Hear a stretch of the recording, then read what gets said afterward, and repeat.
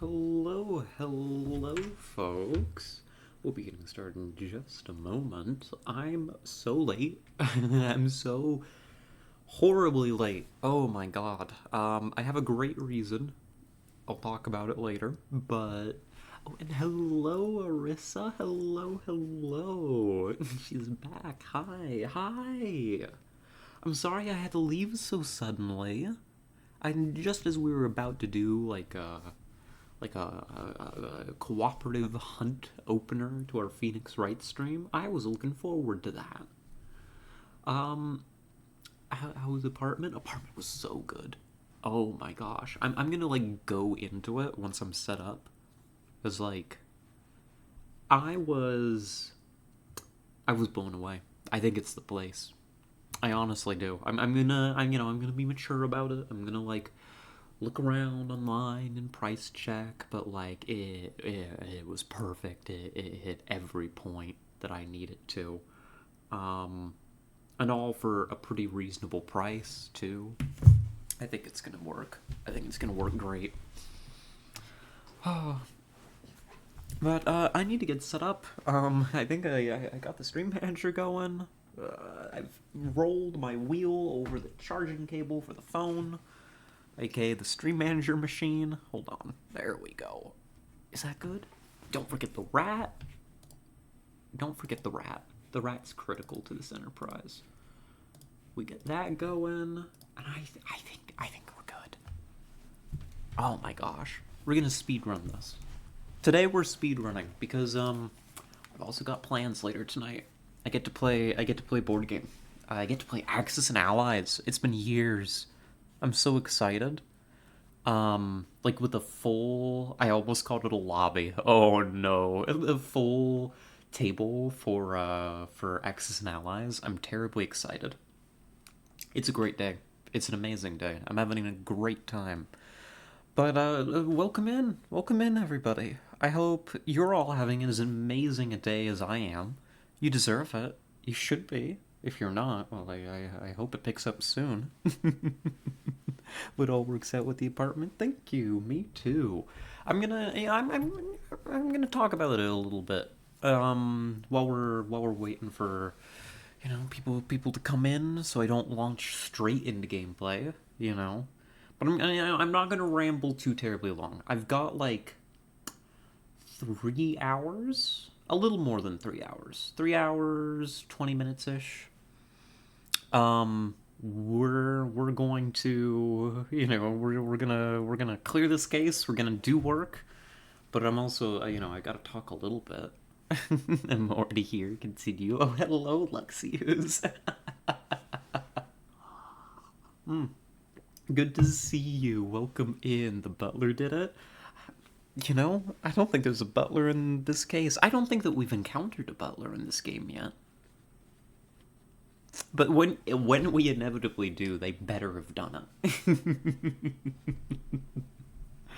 Oh, but apologies everybody again for being so terribly late. I know I made an announcement in the Discord about it. It took longer than I expected, so I'm late to being late. That's probably the most me thing that I can do. I've had a horrible punctuality here recently, but I had a great reason for it. A wonderful reason. So it's brief story time. I am having to go apartment hunting. You've been playing those first-person shooters and twiddling your thumbs all day, haven't you? No. I mean, I was playing some Hunt with Arissa earlier, but I wasn't doing that all day, and that wasn't gonna make me late. I was actually gonna stream that. I was right about to. What's up with your roomie? So it's kind of good news for him, at least. His family won the green card lottery. Does he have a drama on hand? I kinda do. But his family won the green card lottery. He's originally from Indonesia. His family is very well traveled, though. He grew up, all over the world. He spent time in Kazakhstan, in Italy, in the UK. Kit is very well traveled. His mother worked for an international oil company, if you can believe it. So they were going all over the place. But they wanted to come to the United States. He had been, he had been corrupted by American media. He came here for school and has liked it. I can believe they're international oil companies. Yes. Wow, you can accept something so ludicrous as that? I must be really persuasive today. We were supposed to stream our super batches. We were. We'll have to, though. We'll have to. Oh, and well, I guess there's tons of time on the prediction here. That'll work. That'll be fine. Um. So is anyhow the long and short of it is family is coming to America, right? They won the green card lottery, I think, last year, and we were very happy for them.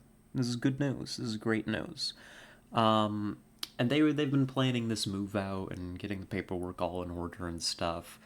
There were a lot of questions up in the air, which had to be resolved. I had been under the impression. So you would a green card? Does it apply to the whole family? Now you see, that's one of the things that was up in the air. There are conditions for who it applies to in the family. And Kit himself did not meet the age cutoff. His younger sister did.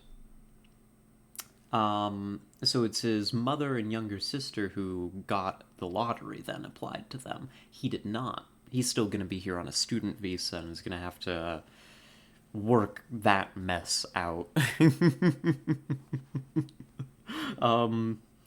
But there were questions up in the air about, like, what the move was going to look like. Where were they going to go? His sister's starting college, so where's she going to apply?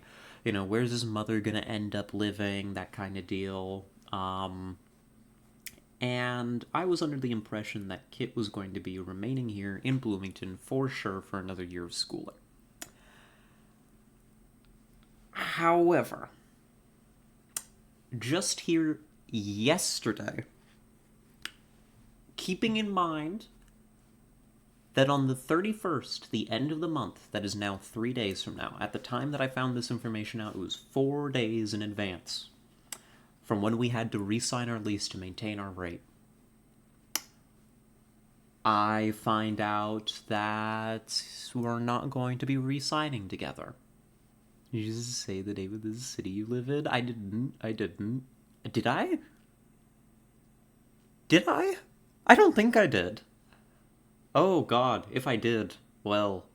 I mean, it's a big city. Good luck. I mean... God, I don't think I did. I hope I didn't. I may have just doxed myself. Great start to today. Great start to today's stream. We're off to an amazing start. Thank you, everybody, for joining us. But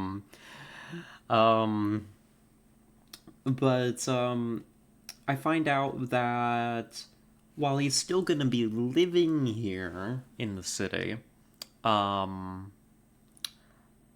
we do not know if that's going to be true for the whole leasing year.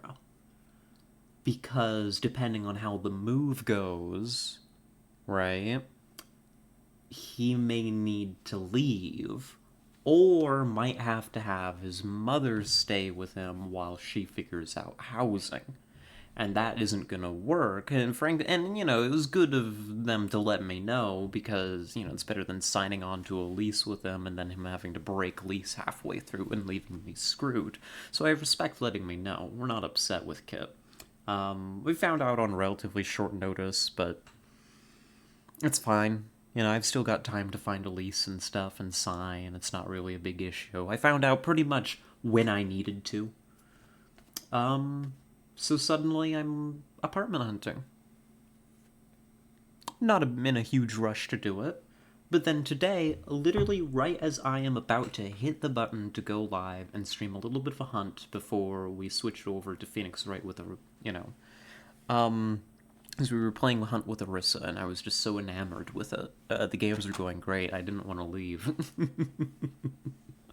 I get a message from Kit that they're going to be going and looking in an apartment place near us and close to my work that seemed perfect for me. And I went back and forth with myself a little bit, but I decided it was important, so I was going to delay stream to go look at the apartment.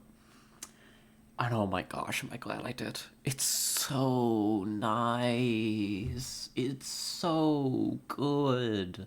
It's brand new. I've been walking past this place back and forth for the past couple years now, watching it be built.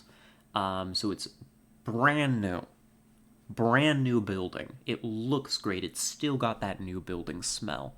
The apartments, they come pre-furnished, the price is reasonable, it's got great amenities, utilities except electricity are all wrapped into the rent package, so the price isn't even really more than the place I'm at now. It's great, it's amazing.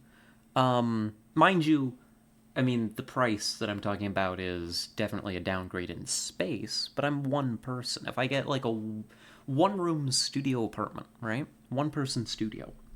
That's all I need. And it'll be pretty much the same price as where I am now. And it just works. I was blown away. There's grilling. I can grill. Like, not with these dinky little grills that I've got to bring my own charcoal for, and they're tiny and not all that high quality. No, they've got proper, like, propane grills, nice ones with timers and temperature settings and all that. A pool, whole courtyard, exercise rooms, study rooms. There's a free coffee machine in the lobby. I'm blown away. I'm blown away. It's exactly, not only is it exactly what I need, right, in terms of the amount of space, the price, all of that, it's exactly what I need there. It's got all of this extra stuff that is like, just, I don't know what the saying is. What's the saying? Icing on top? Cherry on top? Uh, it's not sprinkles. What goes on top when something's extra good? God, it might be either of those. It's the icing on top of the cake. It is like, this was already really good. It's literally right next to where I work. Even if I switch jobs, it's closer to the places that I would want to work if I switched employment. So it actually opens up options for me living there. It's just amazing. Simply amazing. I'm so glad that I went. So yeah.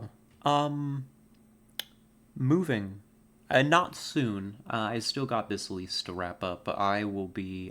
if I moved there, I would be moving in August. So I've still got, like, 8 months. But part of me is so excited for it. I'm like, God, I kind of wish my lease was shorter so I could move in sooner. It was that nice. It was that appealing. Just really, really astounding. So yeah, that's my big news. I later this year might be living on my own for the first time. No roommates, nothing. And I think it's gonna be an upgrade. Yeah. W, as the kids say. I said that also. We went we went to look at this with Kit's family, right? So, we all went there and we looked together. I was just tagging along, really. They're the ones that made the appointment to go see the place. And on the way back, Kit and I were, in the front seats of the car talking about what we liked and that. And I was basically saying what I am saying now, that I really liked the place. And I reached the end of me talking about that. Keep in mind, his mother and his younger sister are in the back seat listening to this. And I come to the point where I would normally say something like, as the kids say, W, you know? And I realized I'm about to say this in front of some people I would vaguely like to have respect me. There's gotta be something better I can say than W. There's gotta be. And I said it anyways. My brain could not come up with something else to say. That is how thoroughly rotted my brain is. I couldn't. I was trying, and I reached the end of like my of the timer, and I was like, I've got to say something, and so I was just like W, as the kids say. Jesus me, I'm disappointed. Well, and you know what? You know what I said? I followed up with, I was thinking of something else to say, but I couldn't. I apologized for saying that. As mild a thing as that is, it's not really something I need to apologize for. I was more making fun of myself, for saying something so silly. And then Kit follows it up with, because I explained it as, I want to make a good impression and such. And then Kit follows that up with, "Oh, don't worry. You already made a bad impression." I forget his exact phrasing. It was very witty. He threw me under the bus. He basically said, "Yeah, no, you made a bad impression. Don't worry about it. Don't worry about their opinion of you." And I was like, God damn. God damn. So we bickered a little bit, and it was good fun. I got to get after him later about, cleaning up the cat hair before having his sister over and all of that, so I got him back. But yeah, that's where I've been. That's why I'm late. Is because I was bickering with Kit. Or no, I was looking at an apartment. I'm not late because I was bickering with Kit. I was late because I was looking at an apartment and I really liked it. So yeah, that's me. That's the update. We're about to hit the 20-minute mark. Do you all want to play a video game? How do we all feel about video games? I don't want to display what some of you may find to be disturbing content. I want to be, I want to be respectful of y'all's tastes. Like XCOM. Yes, XCOM. I already titled the stream Phoenix Wright. Playing some Baldur's Gate 3 while listening to your rants. I am honored. Oh, we need XCOM. You can't just pin that. Get that out of here. Where did that go? I don't know. The prediction's up now. You're a rascal. If you weren't in charge of the gambling department of this stream, Marissa, I did a bit of myself. Okay. If you weren't in charge of making the gambling happen, I don't know. I don't know.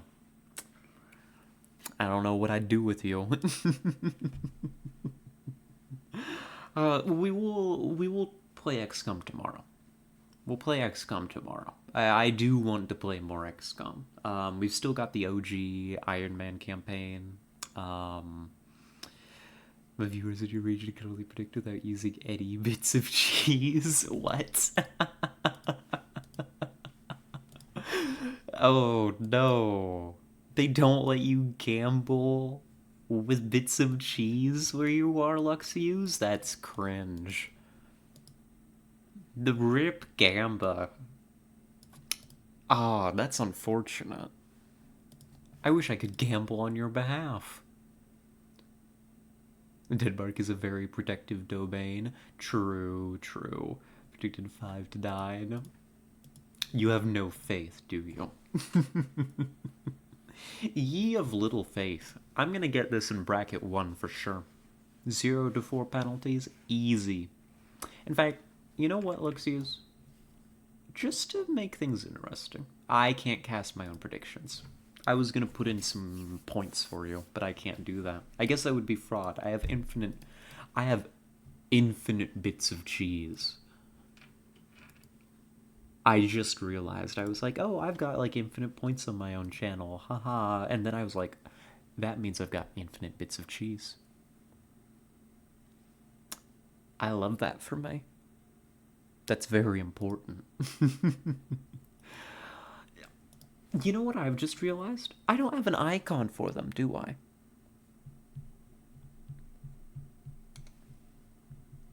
I should make the cheese emote the bits of cheese icon, shouldn't I? Yeah. Now I'm thinking with gas. Or, well, I probably don't want to do that. That's probably bad for my health. Here, I'm gonna start these getting our game open. Gotta kill the volume so I don't make Windows noises at you all. I suppose I wouldn't. I could. Can I make doo-doo that noise? Doo-doo.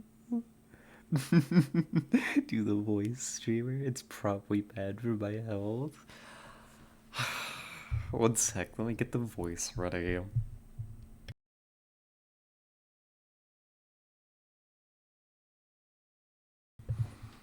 It's probably bad for my health. Is that the voice you want? I'm sure, knowing you. Let's see, let's get this open. Should do this voice more often DMs. What kind of request is that? Goodness gracious. I don't think you can redeem points for that. Not for those kinds of DMs. Alright, game is open, ready to launch. I think we're sorted. Get the volume mixed, and you're all gonna see the desktop for a moment, but don't think about it too hard.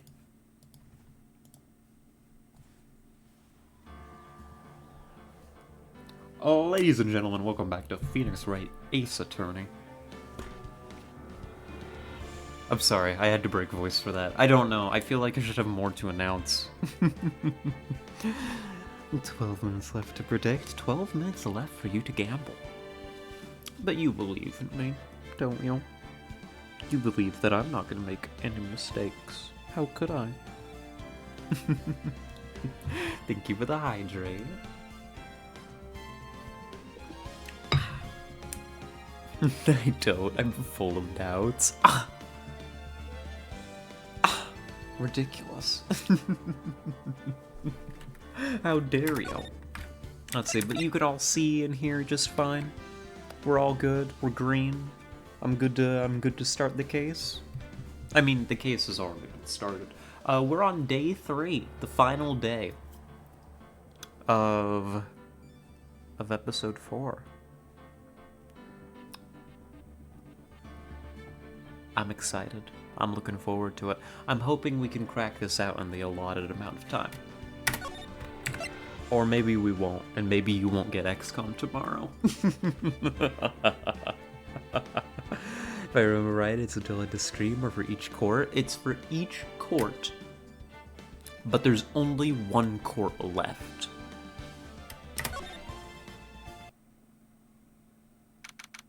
There's only 1 court left.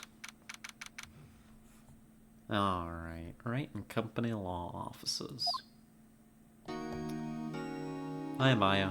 Hey, sorry I had to leave you the other day. I was busy sleeping. What was Mr. Edgeworth talking about? What was Mr. Edgeworth talking about? I don't remember. What was Mr. Edgeworth talking about last time? Oh, and hello, Soup. Hello, hello. How are you doing? Welcome in. You're just in time. We literally just started. You have missed nothing. Except for me telling a story about how I was apartment hunting earlier. But that's all you missed, so you didn't miss anything. Memory of a crime that I committed. Oh, that's right! Edgeworth's a killer. Edgeworth's a killer. 12k points on 0 to 4. Y'all know how to spend your points. I appreciate it. Do you really think Mr. Edgeworth killed? Absolutely. Have you looked at the guy? Guy's a killer of some kind, let me tell you. I don't believe it, not Edgeworth. That's not what I said, Phoenix. Some painful memory has been troubling him recently, but he'd never take someone's life. Never. Never. Oh my god, get the fuck out of here, Larry. How did you get past building security? What do you think of my performance today? I had him swooning in the aisles, huh, Maya? Shut up. Swooning me? Oh, yes, I do remember feeling faint.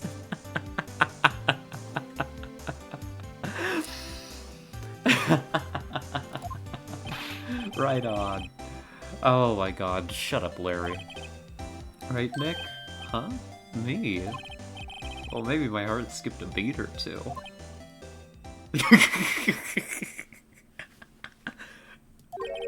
I think you could do better than that. Come on, I saved Edgeworth in there, dude. Edgy! You guys should be bowing before me. Yeah, bow your head. Bow before your hero. What the hell are you doing here? In this case, this is an Edgeworth fangirl, so oh my god. I'm so excited for that. Larry, you really helped out in the trial today. You did. If you weren't there, Larry, I'm sure Mr. Edgeworth would have been found guilty. God, why are we just inflating his ego? Seriously, Nick, that boat shop caretaker guy is pretty suspicious, but Edgy ain't off the hook yet. I just spoiled the mood, Larry. Hey, I'm just a guy sitting in the audience, you know? No, you're not. You were a witness. From where I was sitting, Edgy seemed pretty edgy. I mean, can you really know he's telling the truth about that man? Nick? I don't know. But what I do know is I'm going to believe in you two until the end. Us two? Edgeworth and who else? You mean me, right? Nah, he means me, right, Nick? Sure, Larry. Not me? But why you, Larry?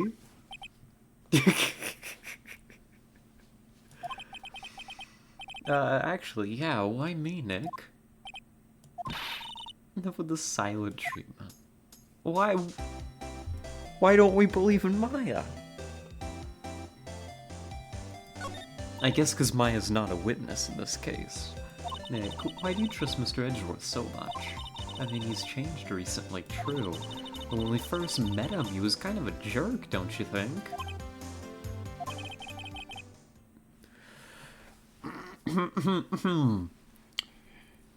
You didn't know him back then. Back when you wanted to become a defense attorney.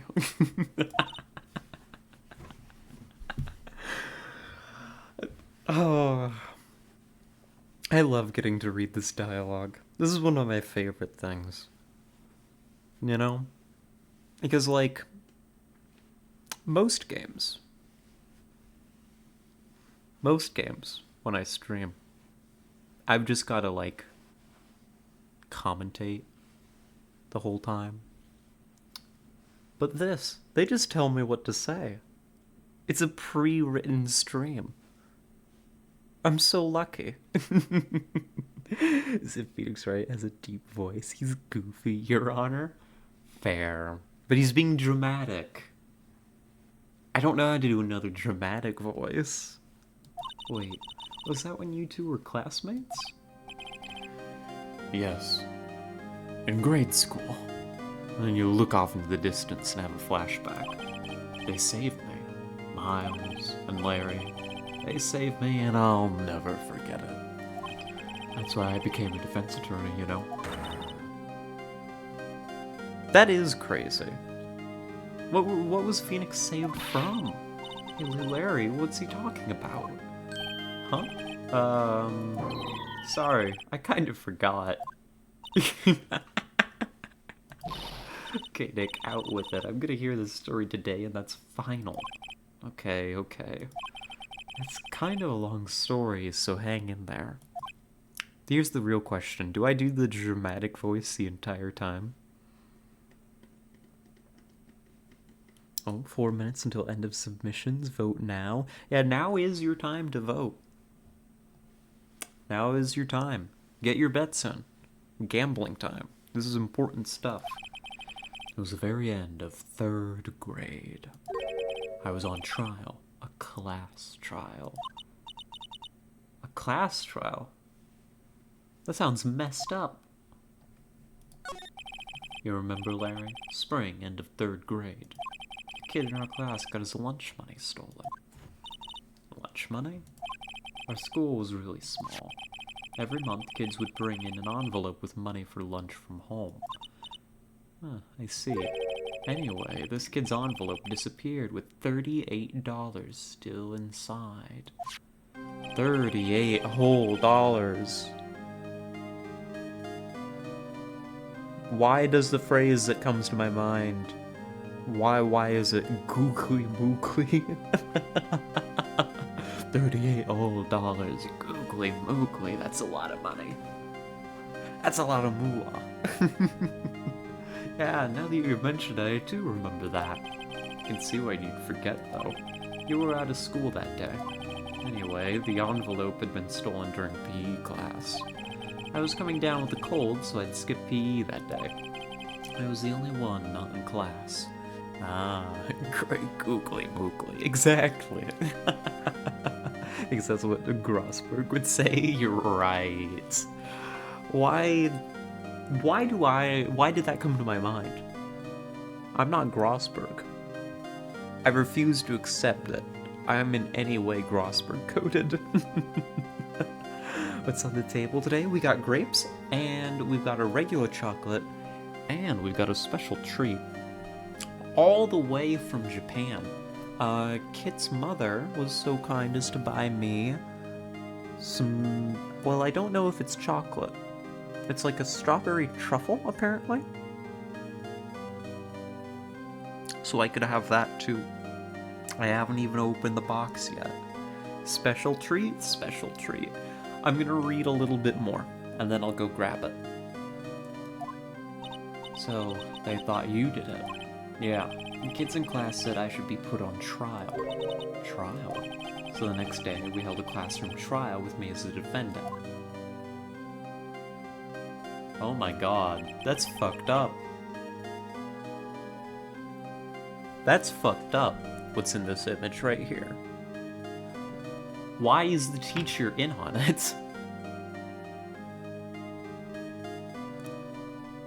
This is bullying.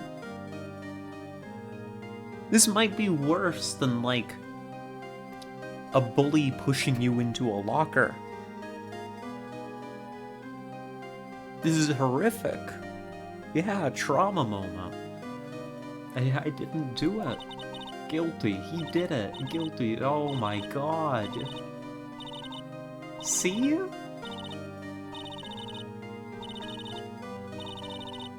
No more borrowing my eraser. Oh no. Now, Phoenix, you know you shouldn't steal people's money. It's not right. In the end, even the teacher thought I'd done it. Go over and apologize, Phoenix.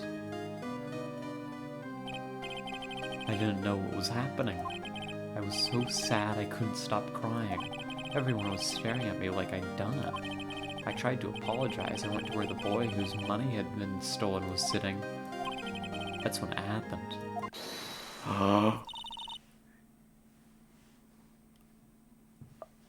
Objection!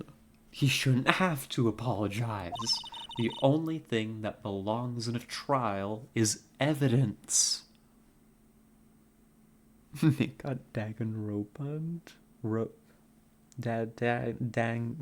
Dang and Ron Pod. I've never seen that. That's this show, right?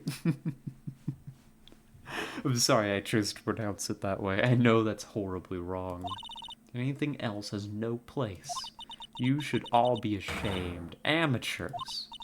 Miles? Oh my god. What a hero. It wasn't you who stole my money, was it? It was Edgeworth's money. No.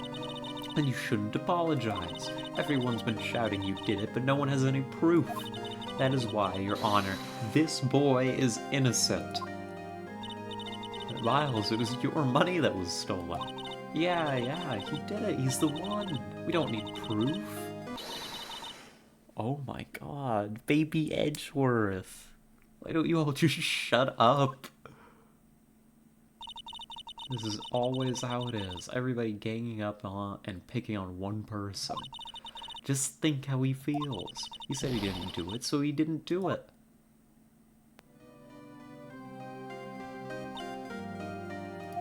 Very well. I will replace the money myself. This class trial is over. It shouldn't have begun in the first place. Why would you allow something like this? That's how it happened. After that, the three of us were the best of friends. Well, I had no idea. You were traumatized into being a lawyer. Yeah, I had no idea either. I mean, I forgot. That's what I learned what it meant to be alone. Holy shit. Totally alone without a friend in the world. You did a good thing, Larry. Yeah, well, I was just lucky that I took the day off from school. If I'd been there, they would have thought I'd done it. So I took it kind of personally, see? When something smells, it's usually the butts. Huh. Nifty. I'm gonna wrap up this conversation, then I'm gonna get the treat. Anyway, Edgeworth and I talked after that class trial. That's when I heard his father was a defense attorney. I remember his eyes would shine when he talked about his father. I'm gonna become a defense attorney just like my father. I love how they're using the same image of Edgeworth. Like he's still objecting. Famous defense attorney. Then a few months later, he suddenly transferred to another school. The DL6 incident. Oh no. Right, I'm not sure, but the transfer probably had to do with his father's death. That's so sad, that is. Edgy? Kinda edgy. It was several years later when I heard Edgeworth's name again. There was an article about him in the newspaper. The headline was something like Dark Suspicions of a Demon Attorney. Fabricating evidence, manipulating testimonies, covering up facts. The article said he'd do anything to get a guilty verdict. Anything. Baby Edgeworth's nickname was Edgy. Current era Edgeworth's nickname is still Edgy. Let's not skip over that incredibly gay confession there, Nick. You became a defense attorney for him. Oh my god, you're right. But why? What happens? I mean, that's not the Edgy I used to know at all. That's what I thought too. I tried to get in touch with him, I don't know how many times. He never replied. Guess he didn't want to see his old friends. I couldn't just drop it, though. I wanted to meet him, to learn why he'd become who he became. That's when I decided. Wait, you don't mean... That's why? That's why you became a defense attorney? To meet Edgeworth? That's so fucking gay. That's so gay. If I was a defense attorney, I knew he'd have to meet me, whether he wanted to or not. In court. Oh my god, that's so cute. Edgeworth believed in me and I believe in him. He's in pain. and no one's on his side. I'm the only one who knows the real Edgeworth. I'm the only one who can help him. Whoa, Nick. That's pretty homosexual. So is that why you helped me out for free? Yes. I helped you because I believed in you. Except I don't remember saying I'd do it for free. Aw, Nick. Nick, we have to save Mr. Edgeworth if it's the last thing we do, okay? Right, it very well may be. Okay, love boy love, it's so good. First there's that rental boat shop caretaker. We need to find out who or what he is, and settle for who. I guess I can clean out some of this evidence I no longer need. Okay? Let's rock. So what do we got left? Autopsy report, lake photo, misty phase photo, overhead map, pistol bullet, pistol. Still have the metal detector, parrot, DL6 case file, DL6 instant photo. We didn't get rid of very much. I wish we'd gotten rid of more. But so it goes. Let's go get that chocolate, shall we? Or whatever it is. I don't know that it's chocolate. I'm not sure. We're gonna find out together. I thought it was further away. It was on my desk. Let's open this up. It's got like a cute little... I don't want to describe this. It says strawberry truffle. Kid's mother got this for me in Japan. It's like... got like a bow. I don't know, tied to it.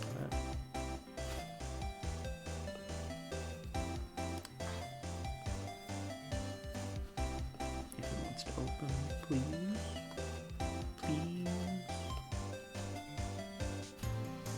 There we go. Done.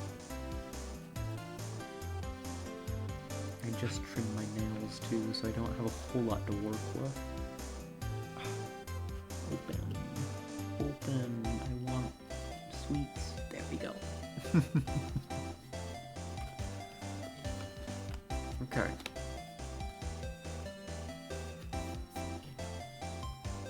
Oh, what's this? It's got instructions.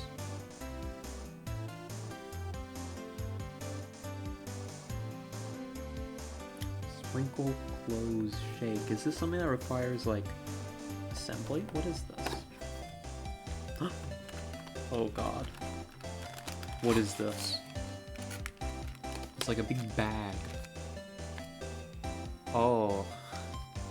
This is not as simple as I thought it was going to be. Oh no. What I'm looking at right now, I've got two bags. One is something called matcha. It's small. It's a small bag. I've got a big bag, which is the strawberry truffle. Oh, I see.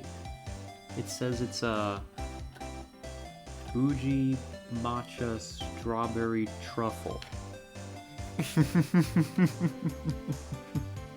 needs instructions to eat a treat. What kind of rat is she? Well, I'm trying to eat it as intended. I think what I'm supposed to do is open up the big bag. We're gonna see how this goes. I've got no idea what I'm in for right now. You open that up. Right, then I open up the matcha, I think, and I'm gonna sprinkle it in, and then I'm gonna close the bag and I'm gonna shake it, and then it's ready. Bag moment, yeah. You can all, like, hear this. You can't see it, so I've gotta describe what's happening. Thankfully. Ooh, there we go. I'd like to say I'm a decent storyteller. Get camera, that's the thing. I don't need a camera if I'm a good storyteller. AKA, I should have gotten a camera. The kind that needs spectacles. True. Alright, so then I pour this in here? Oh. Okay.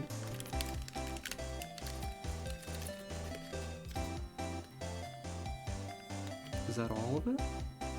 It's green. This is very green for being strawberry. Okay, and then I shake this again. I'm sure it sounds great for you all. Alright, that's it. It's done. Let's try this. They aren't ripe? I don't know what they are. I'm stupid. Alright. Let's give this a try. What is this? Oh, ow. Oh, great. My fingers are now green. W. It's a green, hard ball. It's not quite spherical. I'm gonna take a bite.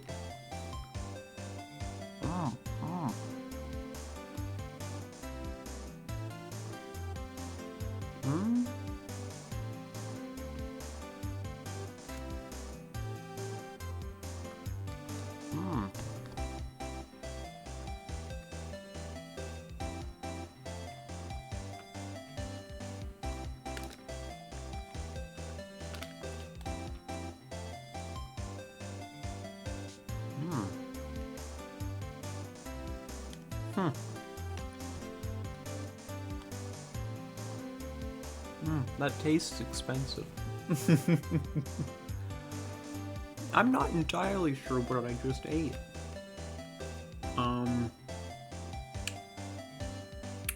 There's more in here. All that chewing was just one piece. It's big.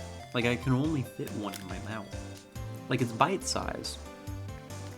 And, like, I bit into it, and, like, the surface is hard, right? But once you cracked it open, it was, like, soft on the inside. It might be chocolate. I think it's chocolate.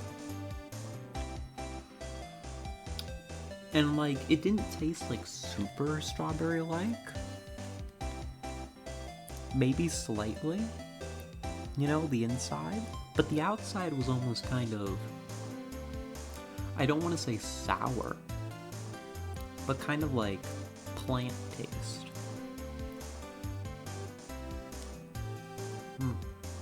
Yeah, the plant tasting stuff is the stuff that's on my fingers. It's that green stuff that I poured in.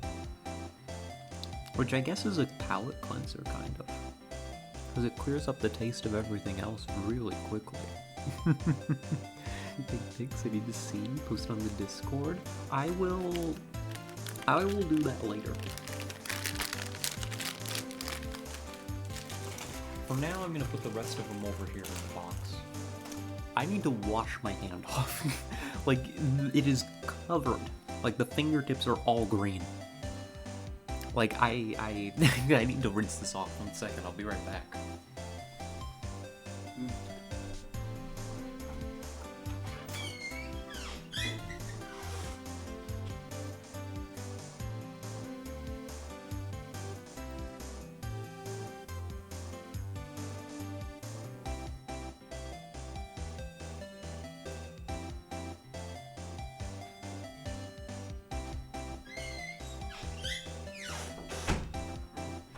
Yeah, that was pretty good. I liked that. As I said, it tasted expensive. Very rich, though. I definitely couldn't eat, like, more than one at once. Oh. Oh, I return. I eat a tin of chili tortilla chips. They're great with the fake cheese dip, but I hate the red fingers they gave me. I know, right? Like, stuff like that, it's like you love it, but then also... It's like a finger food, but you definitely need to, like, wash your hands afterwards. I was eating, I ordered Five Guys, last night. I was like, I'm gonna treat myself. I've been a good girl, I deserve it. And I've become rather enamored. They've got, like, I don't like their french fries normally very much. They're, like, good french fries, I just don't like the peanut oil that they cook them in. Arissa. Of course I can. Who do you think I am? I'm nothing but talented and dedicated. But they've got these, like, chili fries, right? And They do basically the same thing. Luxios is they're very good, but it's like I need to like wash my hands and like my lips too when I'm done. She eats all the Five Guys burgers. I mean, there aren't that many different varieties of them. Yeah, the sink is all the way over there. I'll just lick them, but don't tell anyone. Okay, I won't tell anybody. Except for anybody that listened when I just read that out loud. Yeah. Yeah, Arissa, Five Guys are good. You know, we should get Five Guys sometime. You know, the restaurant. Alright. How do I play this game again? Hold on. No? There we go. That's how I play this game. Sometimes I wonder if I'm the only guy around this place. You're one of a choice few Luxios. One of the choice few. I think I can count on one hand. Can I? Hold on. I'm gonna go, and specifically these are the people that I know, right? Because there's you, there's Hazunia, there used to be Yelashio. We haven't seen the Yelashio in months. I miss Yelashio very much. Grim stops in occasionally, so I guess Grim counts vaguely.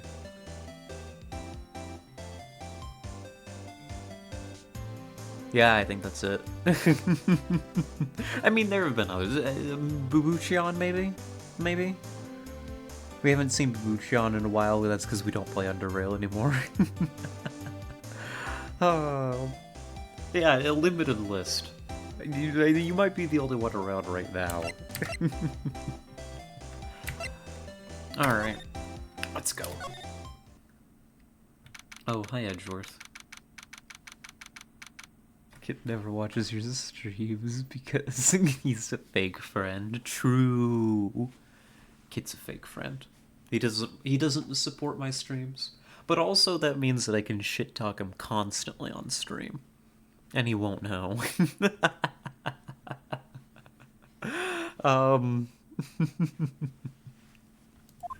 Hi Edgeworth. You look as grim as always. Mr. Edgeworth, I heard the story about the class trial. Class trial? What do you mean? You don't remember? No, I don't.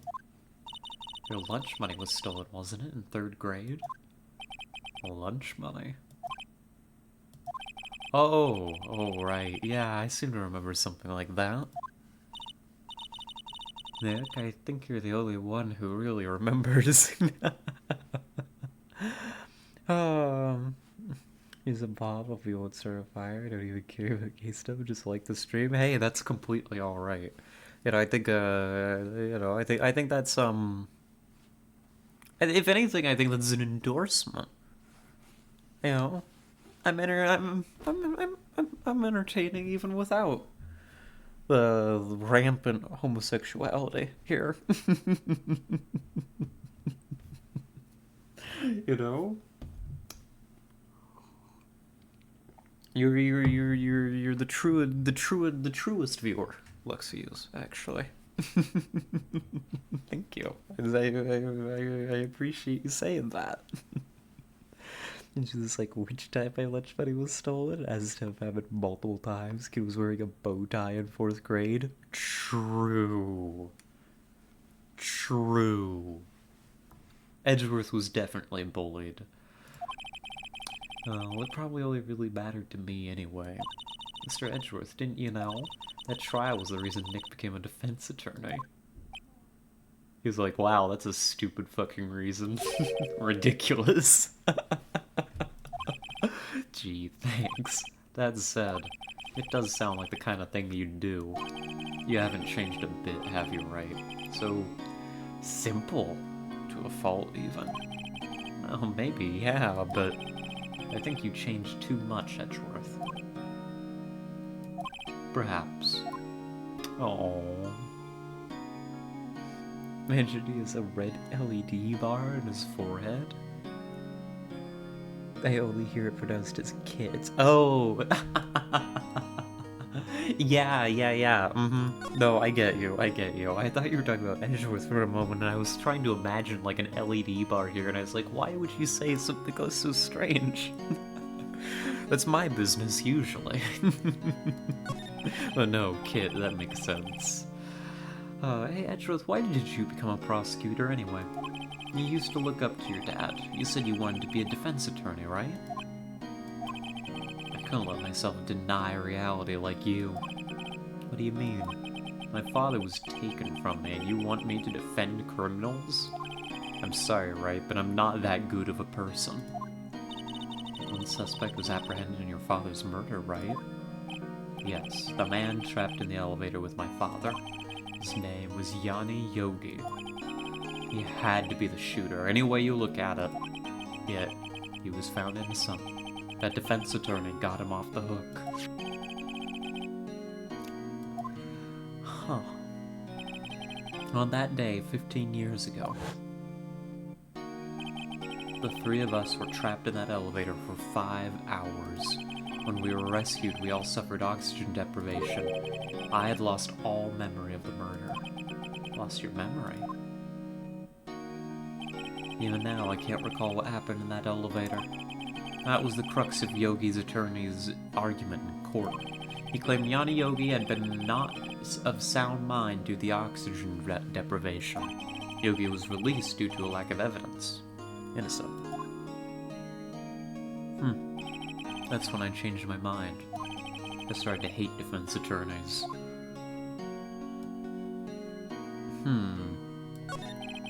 What's your relationship with Von Karma? He's my teacher, and a man who deserves respect. I don't believe that for a second. I learned everything I know of courtroom techniques from him. So he's like my sister was to you, Nick. He's a perfectionist in all things. In court, in his personal life, he's obsessed with doing everything perfectly. Imagine going on a date with Von Karma. I'm sorry that I just evoked something so horrific. But, like, think about it.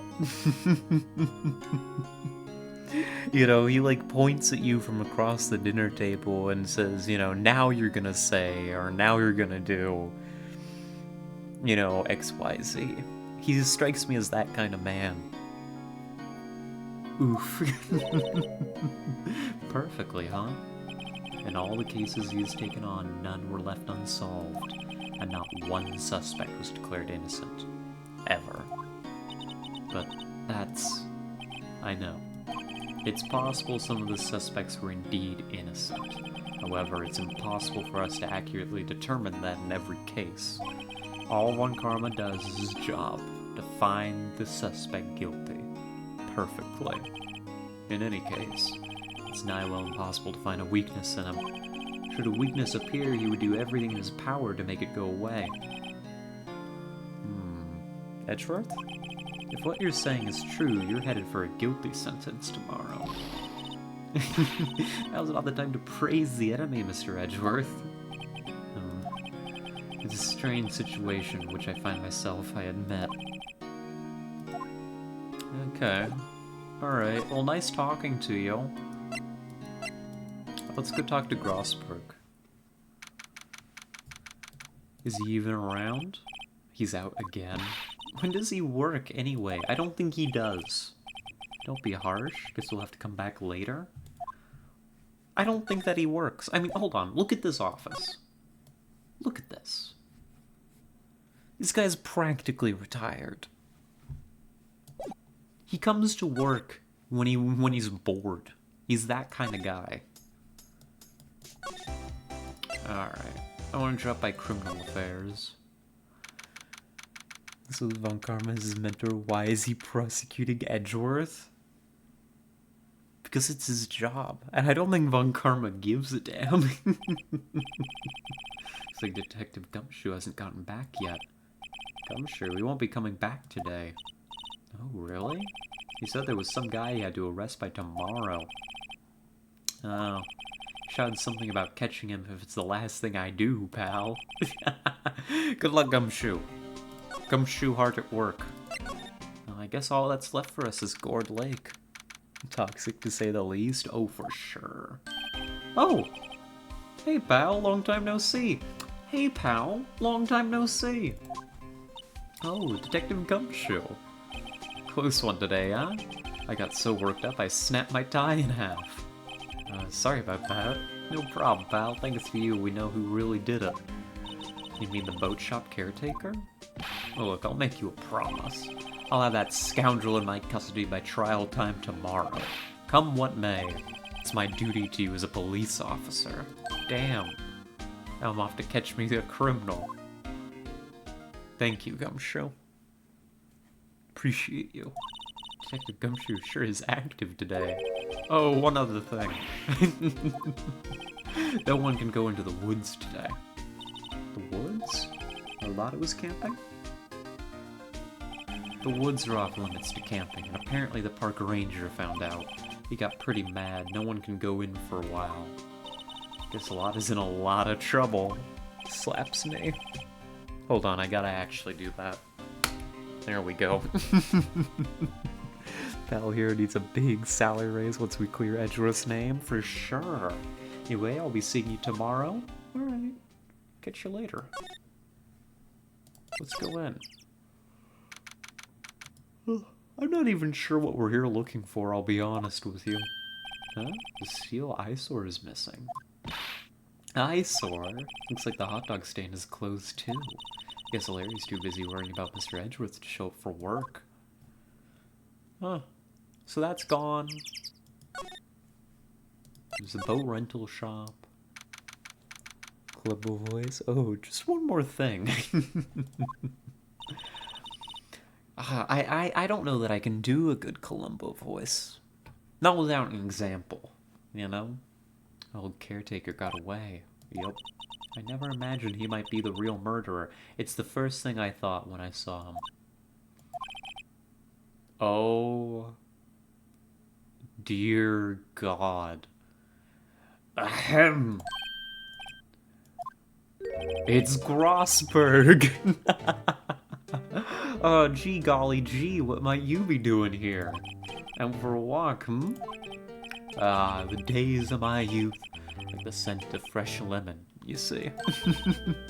Mr. Grossberg, there's no time for idle reminiscing.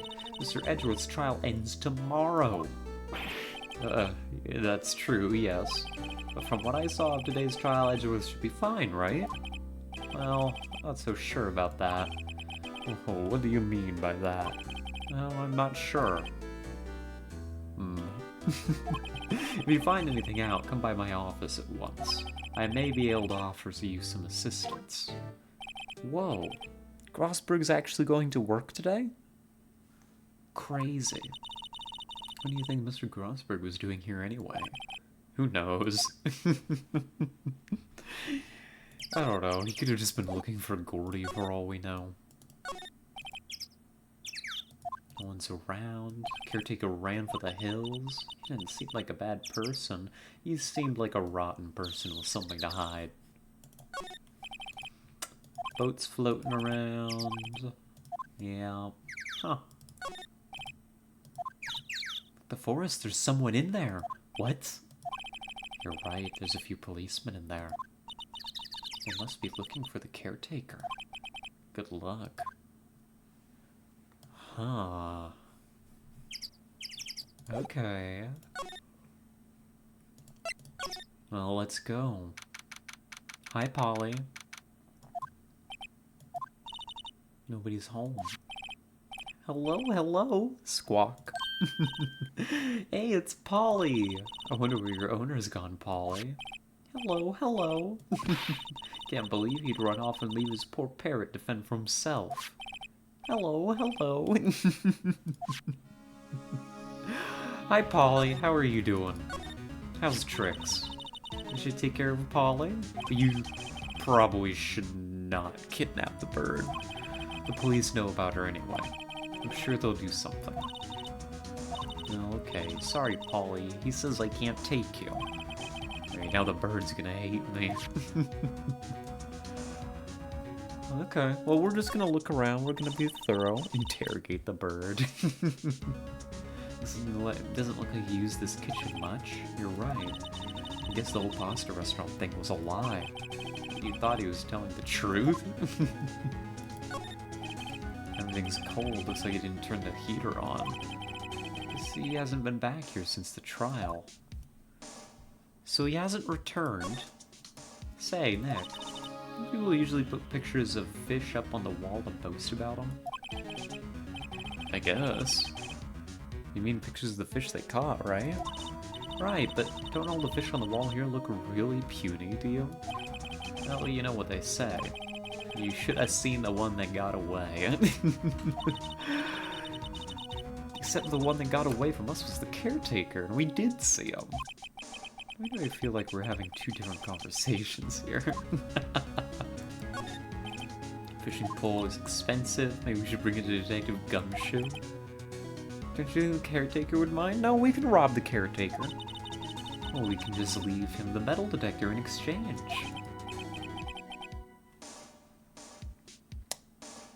Maybe we should... Maybe we shouldn't steal from a crime scene, actually. Nick Fisherman confirmed. He's not in court, he's at the bank. That's right. That reminds me, Nick. Polly here knows the number to the safe, right? Yeah. Polly, what's the number to the safe? 1228. Let's open it. Come on. I'm sure there isn't any money in there. Aw. But hey, he keeps it locked, right? So there must be something of value in there. We should open it. Look for evidence. Okay, Nick, let's see what's in there. Guess there might be a clue or two. The only thing in here is a letter. A letter?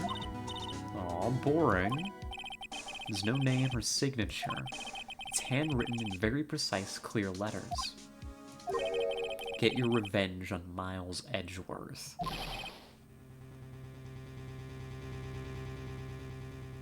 Edgeworth. Nick, why would Mr. Edgeworth's name be on here? How should I know? I'm gonna read the whole thing. Get your revenge on Miles Edgeworth. It also says, this is your last chance. Now is the time to get revenge on the two men who ruined your life. The rest of the letter goes on to describe the murder plot in detail. How to kill Robert Hammond and frame Edgeworth. Calling Edgeworth out to the lake, getting on the boat, firing twice. This is exactly what I figured out today in court. It's all here in perfect detail. That's strange. It looks like these are instructions for the caretaker. When he killed Robert Hammond and called out Edgeworth, he was following instructions. Who could have written that letter? And what does it mean to get revenge on Miles Edgeworth? Look, I don't know, okay? But one thing's for certain. This letter is an amazing clue. Fascinating. Nothing left in the safe. Well... What's up, Maya? Oh, never mind. What? Tell me. Just, when I saw the TV, I remembered. They're showing a Pink Princess special this week. God damn it, Maya? I almost called you Michael. Who would possibly want revenge on Edgeworth? I think that it doesn't narrow it down very much. I think there's a lot of people that want revenge on Edgeworth. Maybe Yanni Yogi wrote the letter for the caretaker? Maybe the caretaker is Yanni. I'm not sure. Oh, see, that's why I didn't want to tell you. Okay, but I think we've given this place a thorough once-over. Let's get out of here.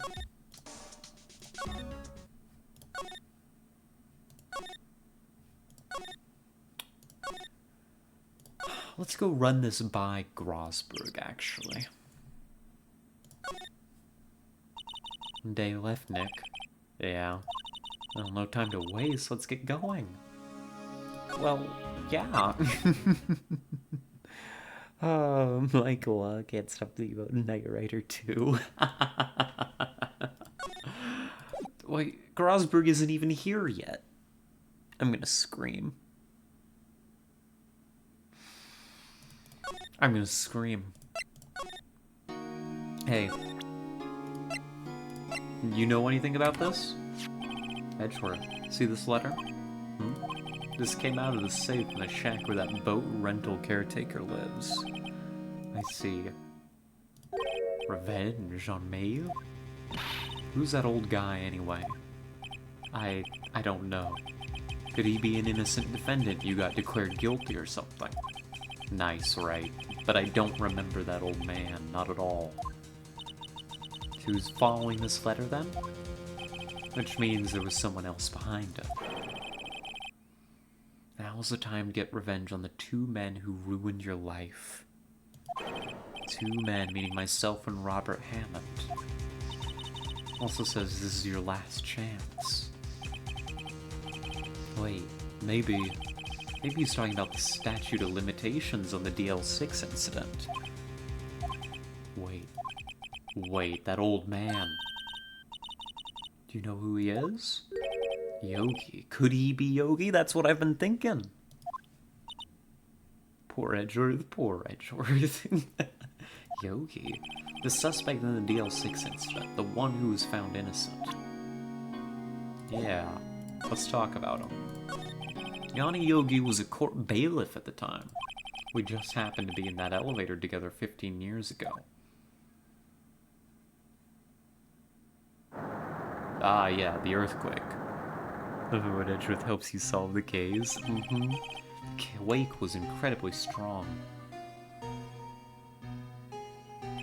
Before I knew it, everything was dark. We were there for so long it felt like forever. The air thinned and the darkness closed in on us in that little box. We became unsettled. I hope I can't breathe. Quiet, I said quiet. You're not making this any easier. I want to get out. Help, get us out. Don't shout, you'll just use up more oxygen.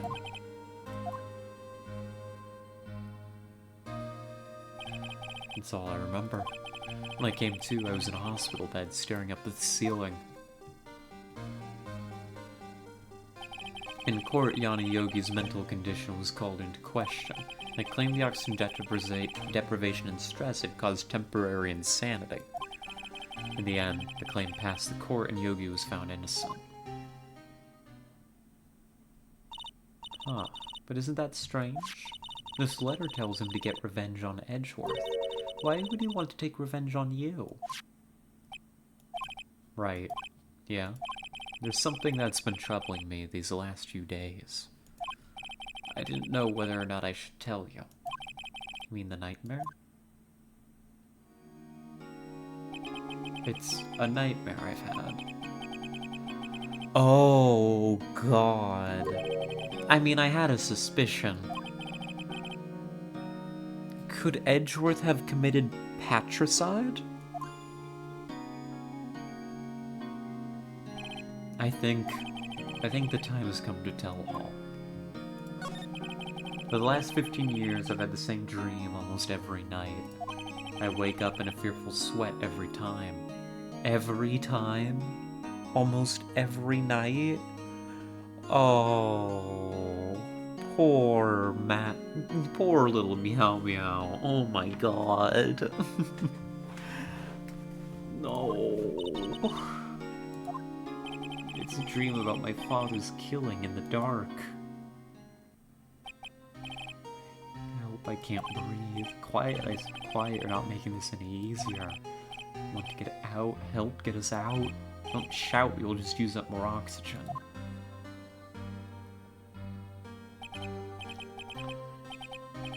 You're using up my air. What? Stop breathing my air, I'll stop you. What are you? Oh. funny. My nightmare always starts when I wake up. Oh no. Oh, father. He's attacking father. And I see the pistol lying by my feet. I don't know if it was evidence from that day in court or the bailiffs. A day as I pick up the pistol. Get away. Get away from my father.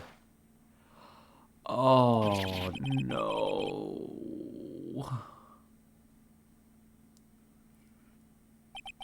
And with that scream, I wake. It's a bone-chilling scream. A scream that has rung in my ears for the past 15 years. But that's just a dream, right? Right? That thought is the only thing that has kept me sane for the last 15 years.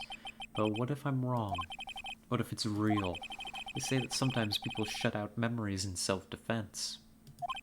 Maybe it was I who killed my father. What? If you think about it that way, this letter makes sense. Get your revenge on Miles Edgeworth. Think about it. Yogi was really innocent. That's why you wanted revenge against me. Wait.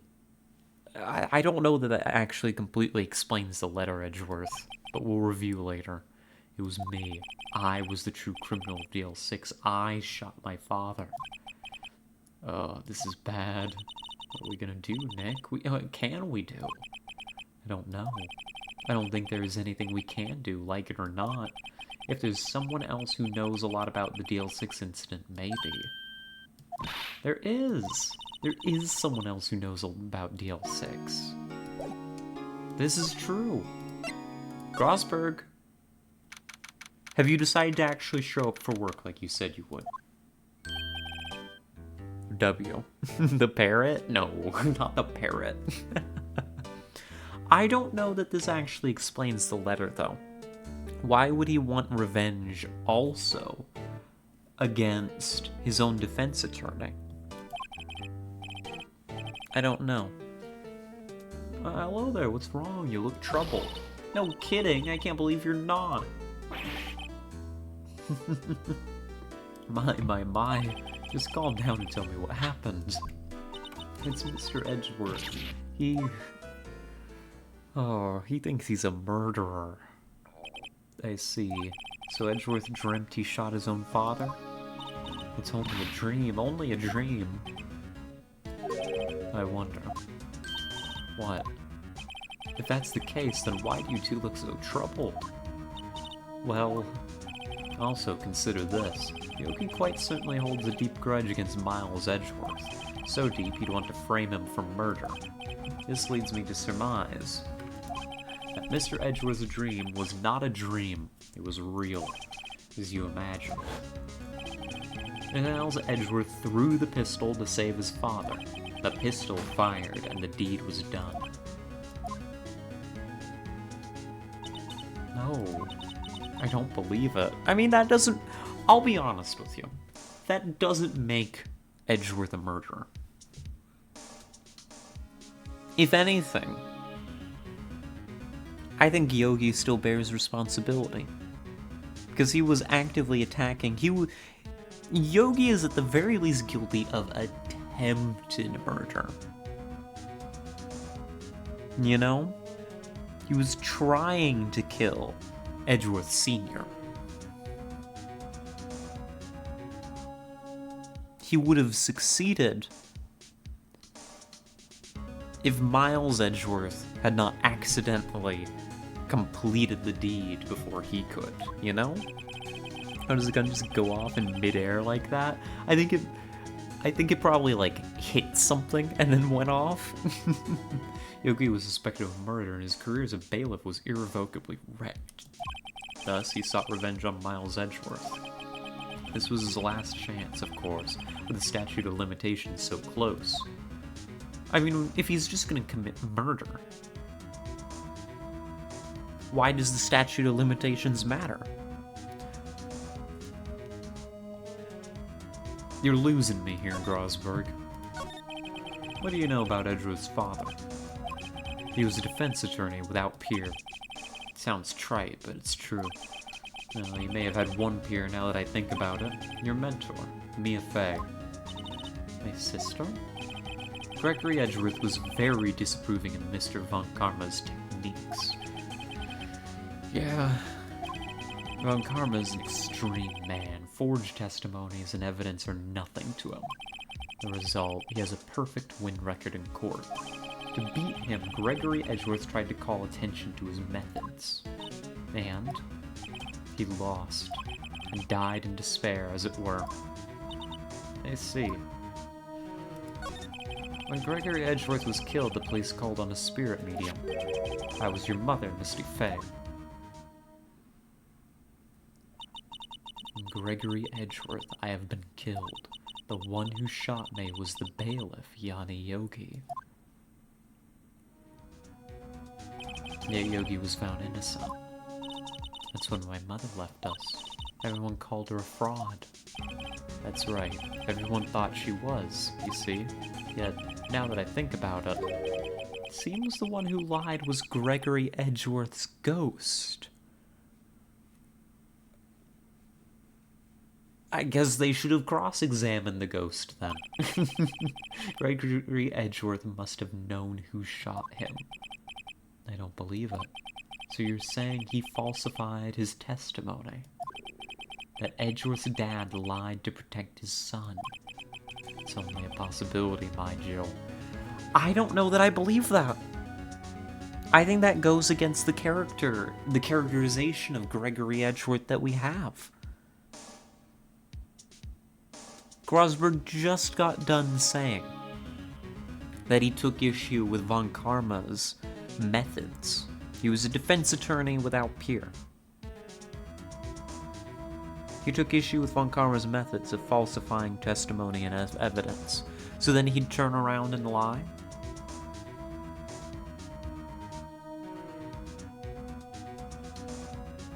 I think it's more twisted than that. A possibility nonetheless.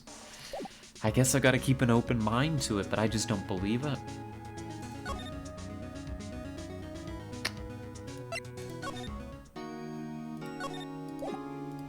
I don't believe it. Not yet, anyways. Let's go bounce around a little bit.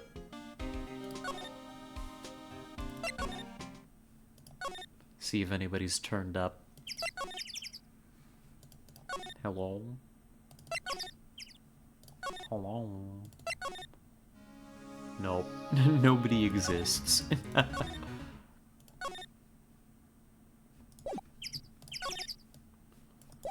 Yeah, people aren't real, actually.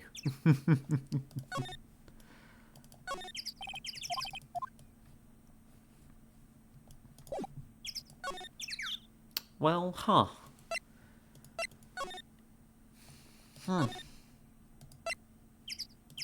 Well, who else do I want to talk to, then?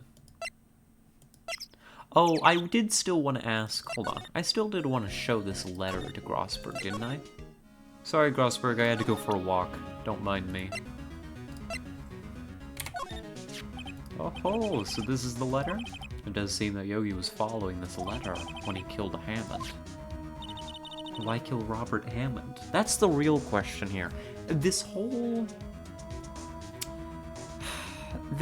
idea that actually Edgeworth was the killer and Yogi is providing instructions to the caretaker or something.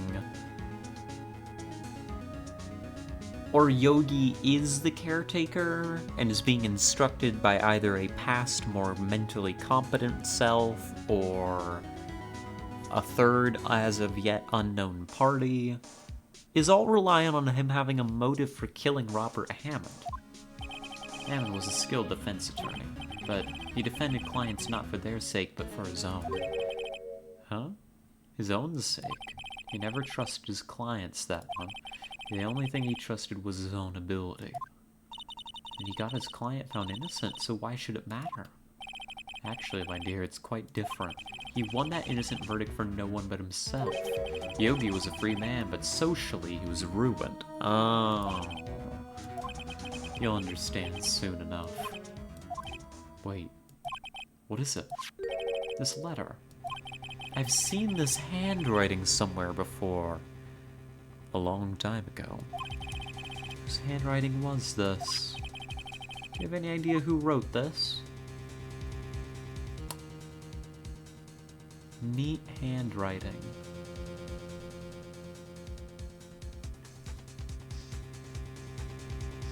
Oh my god.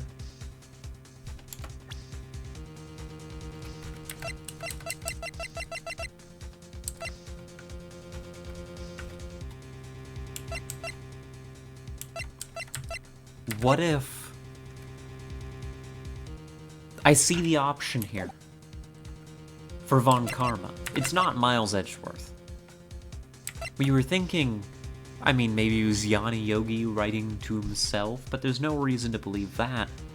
Where would Grosberg have seen this handwriting before? The only reason he'd see any of these... I mean, this would be Von Karma. And think about it. This letter's so sus it is. Think about it. This details every detail of the murder and the setup. Who do we know who does that? Who do we know whose whole personality is being a perfectionist? Who's willing to do anything to get a guilty verdict? Who do we know?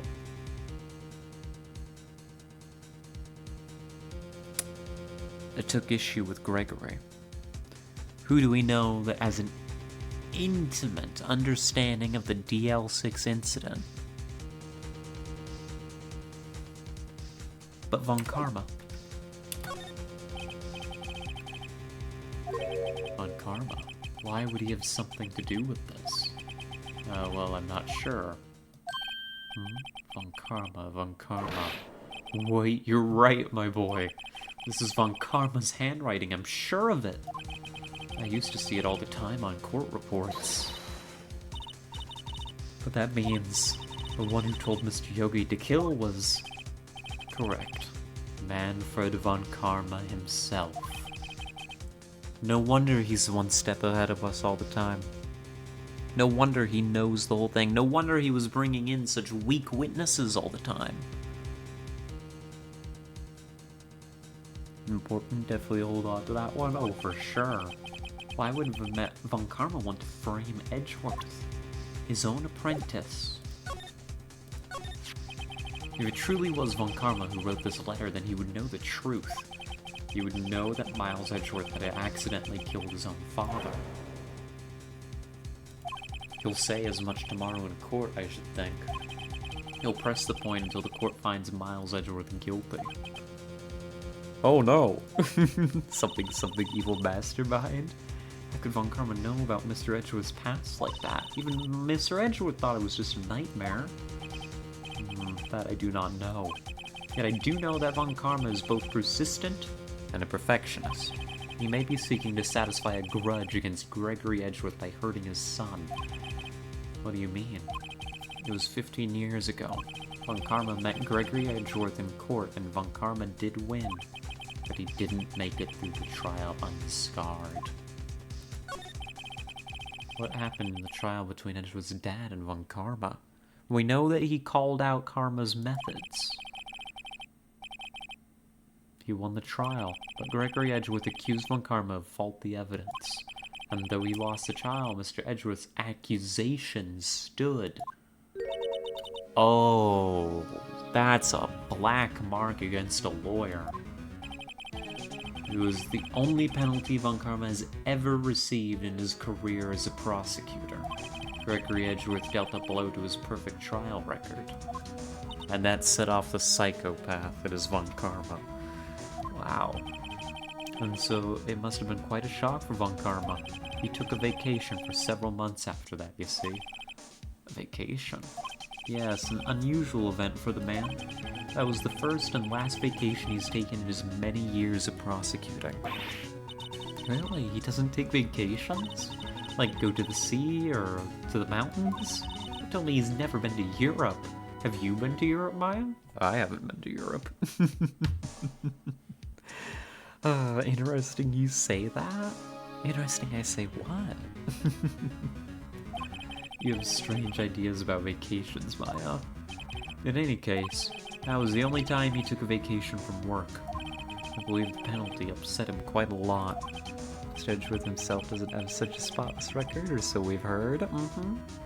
Odd, if he wanted to keep a perfect record so badly, why would he take such a long vacation? A long vacation? Karma is gonna bring him DL6, you can bet on it. What if Mr. Edgeworth pleads guilty to DL6? I won't let him. Yeah, Mr. Wright. I hate to say this, but even accidental murder is murder, you know. What, we don't have manslaughter charges? And he was a minor! Acting in defense of his father, there's no reason for him to be found guilty of anything. You just call it an oopsie whoopsie and move on. Legally speaking. I know that. What kind of joke of a legal system is this? Just believe in Edgeworth's innocence. I can't believe he'd kill someone. But Nick, Mr. Edgeworth admits it himself while he's wrong. And you're wrong too, Maya. And Grosberg, you're wrong. You're all wrong. Mr. Edgeworth would never do something like this. Never. His father must have lied to protect him from beyond the grave. I don't care. You familiar yourself with the legal system here? 3 days to death penalty? True. The legal system is a joke. The only crime is murder, but that also means that every crime apparently is murder. I know he's not guilty. Mr. Wright, if you say so, I suppose I could go check again. That police files might hold something of interest. Do it. Can't promise anything. In fact, I think the chances of finding something are slim.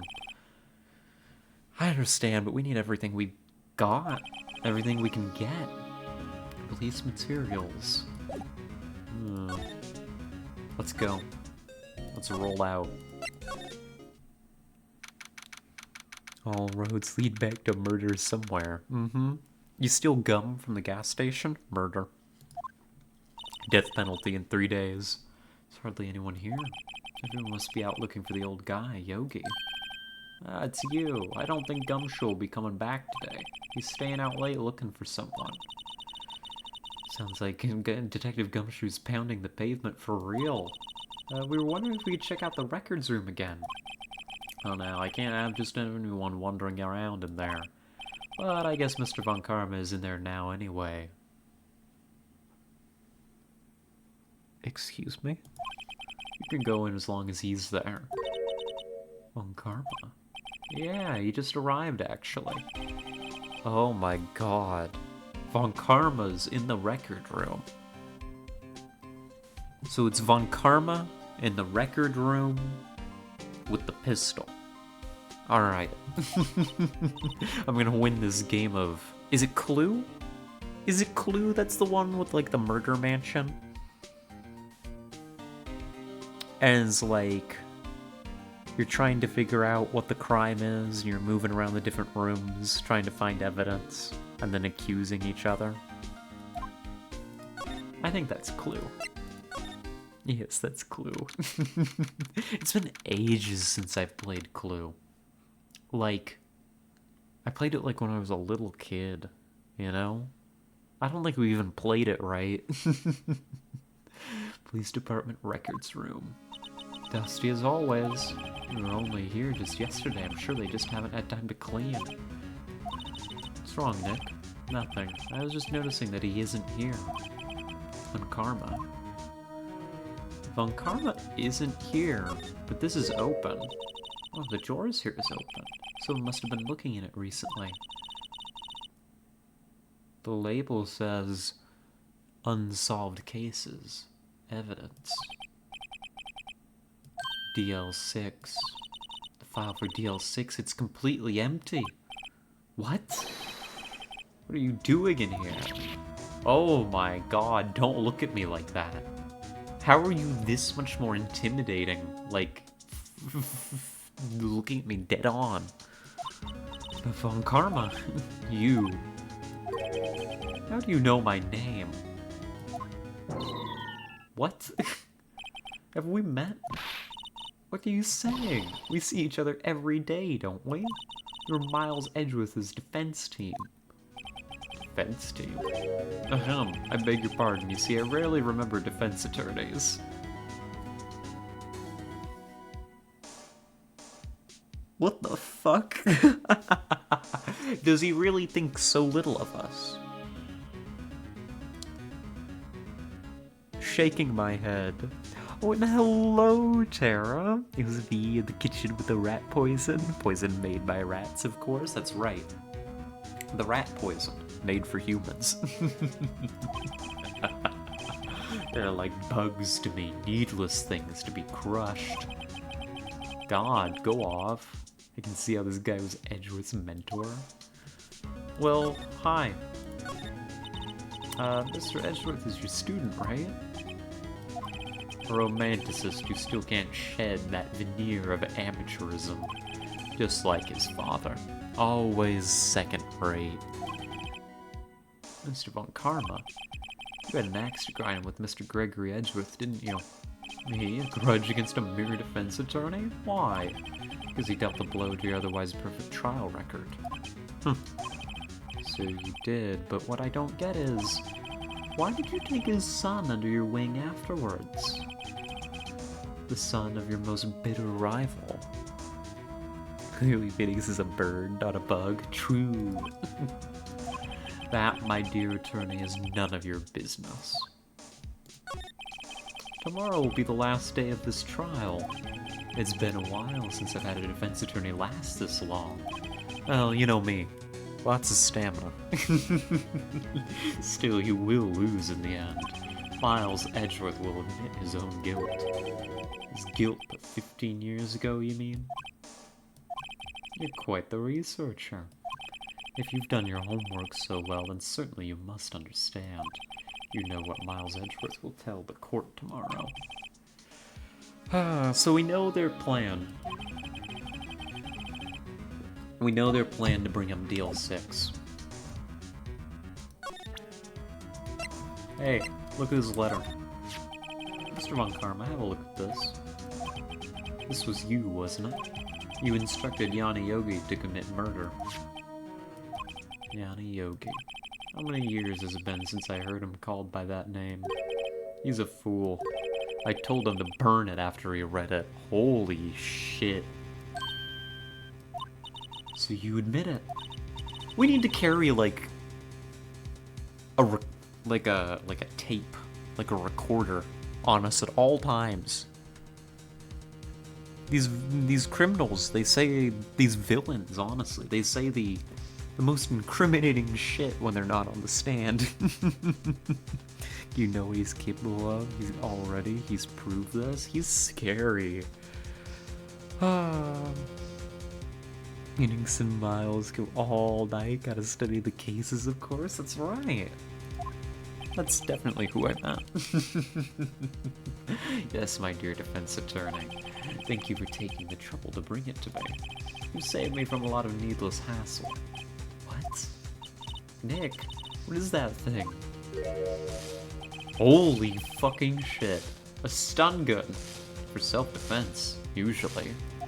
Indeed. 600,000 volts will course through your body like a dog touching an electric fence. 600,000? Oh, don't worry.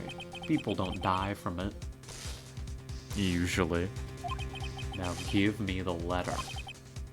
Oh. Oh, what are you? Nick, run!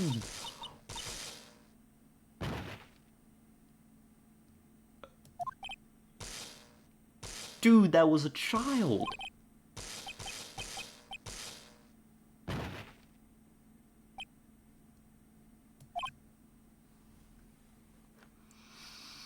Oh my god.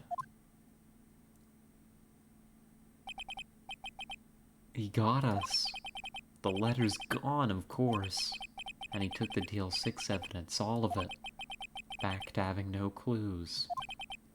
Wait, Maya jumped first. Is she okay?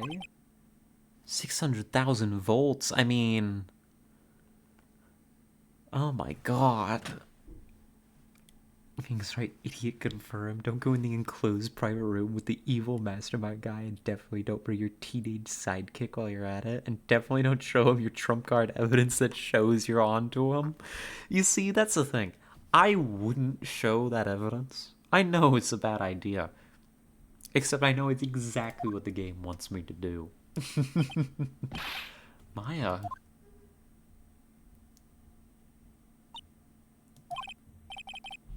Oh, come on, don't be dead. Maya? Oh my god, thank goodness. The letter, did he take it? Yeah, definitely, but also, like, is your heart rate regular? Are you fine? Couldn't stop him? No, don't worry about that. One shot from that thing knocked me out cold. I mean, 600,000 volts, jeez. You're lucky to be alive, kid. Useless. I couldn't take that many volts, let alone you. I'm no good as a lawyer or a medium. I can't even call my sister. Oh, well, it's not exactly like you can reach her on the phone these days. Not even now when we need her the most. We don't need her. I've got this. Easy case. Don't worry about it. All these people, they gambled. They gambled, and I'm gonna make sure they, you know, that the believers win. Maya, there has to be some way I can help her. I better do something about her self-confidence first. He's holding something. What's that? A bullet? DL6 incident, evidence number 7, taken from the heart of Gregory Edgeworth. This is useless. What am I gonna do with this bullet? Still bears clear ballistic markings. Well, I guess we're using bullet science. Bullet magic again. I don't know what I can do with this. I'll prove it to you, Maya. You're most definitely not useless. I'll prove it to you in court tomorrow. To be continued. Alright, here's the case. And Montgomery's a favorite hobby is traumatizing children, that and cursing defense attorneys like Bugs. True. He's gotten some interesting hobbies. Alright. I have no idea what's about to happen. Still have some bullet accounting to do. True. You're right. Because in the original DL6 incident, that gun was fired multiple times still, right? This incident was a recreation of the original shooting. Huh. A taser's 50k volts that regularly kills people? 600,000 seems like it would have fried a human being. Like head to toe. But what do I know? Forensic ballistics? Bullet magic. My favorite kind of magic. You know me, a wizard. This is it, Judgment Day. Goddamn, we're opening up dramatic. Today things are gonna be settled at last. A lot of things. Whoa. What's the big idea? Sorry, Nick. I only touched your shoulder. I guess the shock hasn't worn off from my run-in with the stun gun yesterday. That's not how electricity works, Maya. Anyhow, today's the last day of the trial. Good luck, Nick. My assistant is electrified. Get Edgeworth off or whatever? I hope so. I hope we get to see it. To go see the best of luck of your trial gets fun, Karma. Thank you, thank you. You have a good night, Sue. Thank you for stopping by. Great having you as always. Hi, Edgeworth. Don't touch either of us. We're electrified. Actually do. We're stunning. I hope Von Karma doesn't push him too hard. Whoa. What are you doing? Sorry, I'm sorry. I just thought I'd cheer you up with a pat on the back. Maya, maybe you should go outside and discharge? Right, good idea. Try not to electrocute anyone on your way out. Oh, yeah, pal. Oh god, did you get Gumshoe? What's gone into that girl? Detective Gumshoe. Morning, Mr. Edgeworth? Good morning. How did it go, Detective?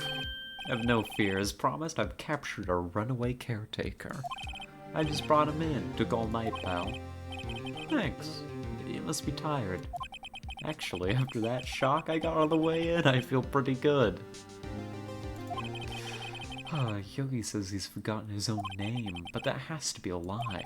Why would he want revenge on Edgeworth if he couldn't remember his past? He does remember, and I'm gonna prove it. Alright. Let's rock.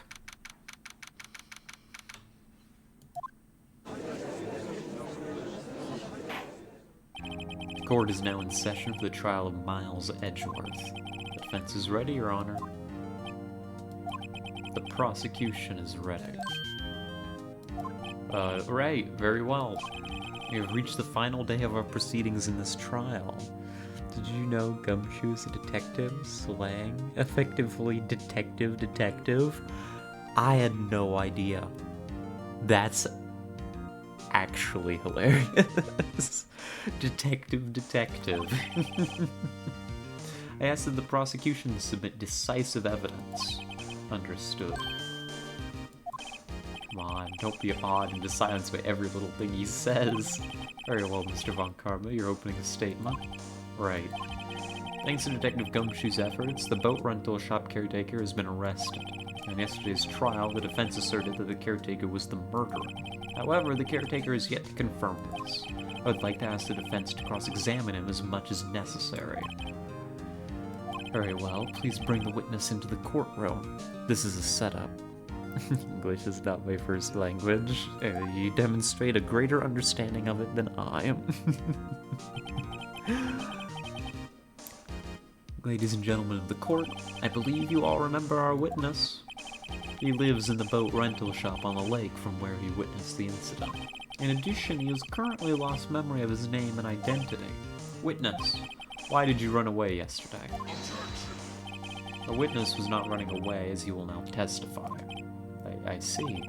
Very well, please begin your testimony.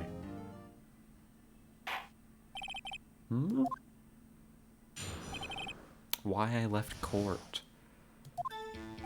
I'm really sorry about just leaving yesterday like I did, but I wasn't running away or nothing. I went to buy some food for Polly, see? I figured I got nothing to do with this incident anyhow. I mean, I need one of those motive things, right? And I don't got one. So my testimony yesterday stands as is.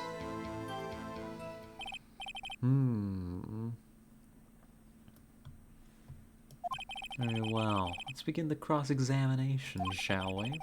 He has to know his name. Yanni Yogi. You're Yanni Yogi, and I'm gonna prove it.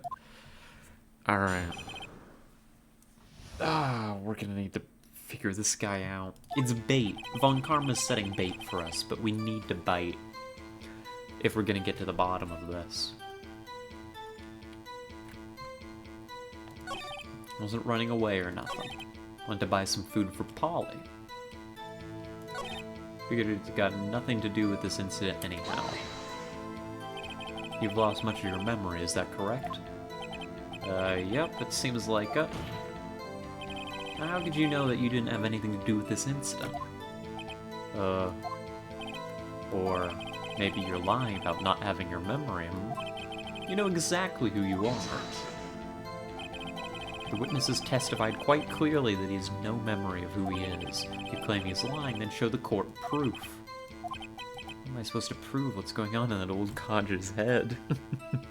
It's always funny, while living in Thailand, a US tourist tried to guess my state, couldn't quite pick out the dialect. It's impossible. I'm glad you've come to your senses, Mr. Wright. Very well, witness, please continue. I mean, I need one of those motive things, right? And I don't got one. You say you had no motive. I say you do. You had a grudge against Edgeworth and the victim, Robert Hammond. That's why you took revenge on them, right? Please don't make me repeat myself, Mr. Wright. This witness has no memory of anything beyond several years ago. One British school teacher said it was impeccable, like that word.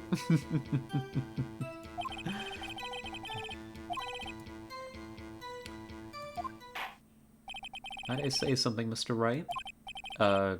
Yeah, Your Honor? You've been saying the same thing now over and over. I just started. You've been calling the witness's memory of the past or lack thereof into question. But does this really have anything to do with the current case? Of course. The witness has said he has nothing to do with this case and no motive. Both of these statements are lies. Order, order. Mr. Wright, there is a serious problem with your claim. What are you saying? You know who this witness is? Of course, Your Honor. Oh, now this is interesting. I would like to know myself, so who is he? Don't play dumb. This graphic novel is a sequel? Does it help to have played the other games? This is the first game. This is the first one. This is Phoenix Wright, Ace Attorney. The game that we're playing right now, they sell it as like the trilogy. It's like the first 3 games. The first one's called Ace Attorney, but they call it like the Ace Attorney trilogy. Well, there's a whole bunch of games, but this is the first one. Yep. And we're pretty deep into it, I think. We're a few cases in. I think it probably does help to play them in order. I mean, that's what we're doing. That way you know who the characters are. Please tell us this witness's name. It's Gregory Edgeworth, Your Honor.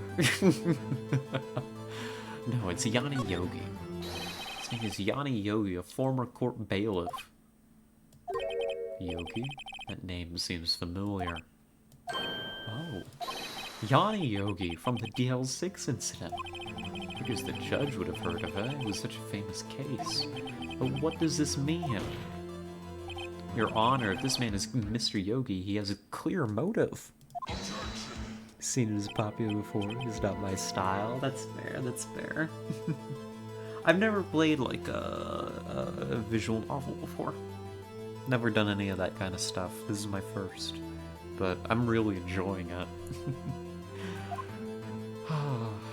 Von Karma, jumping to conclusions again, Mr. Wright. This witness is Yanni Yogi? Fascinating. However, how do you propose to prove this to the court? This is a court of law, as you may recall. You need proof. And allow me to repeat once more that the witness has lost his memory. This is it. I have to do this now. If I can't prove he's Yogi right here, right now, I've got nowhere else to go. Nick, how are you gonna prove it? How can you prove that he's Yanni Yogi? It's okay, it's actually quite simple. Your Honor, please take this man's fingerprints, and we'll compare them to the fingerprints on file for Yanni Yogi 15 years ago. Oh, well, thank you for solving the issue for me, Phoenix. I was, like, in my mind, desperately, like, digging through my memory of all the evidence that we'd collected for something. But no, yeah, just take his fingerprints. Huh? I'm so very, very sorry, Mr. Wright. Why? The witness has no fingerprints. What? No, no fingerprints? No fingerprints? You see, before I worked as a caretaker, I worked at a chemical plant. I burned my fingers working with the stuff. Yogi, you sneak. You burned your fingerprints off to hide your past. Well, if the witness has no fingerprints, I guess we will not be able to prove his identity. No. What do you do now, Mr. Wright?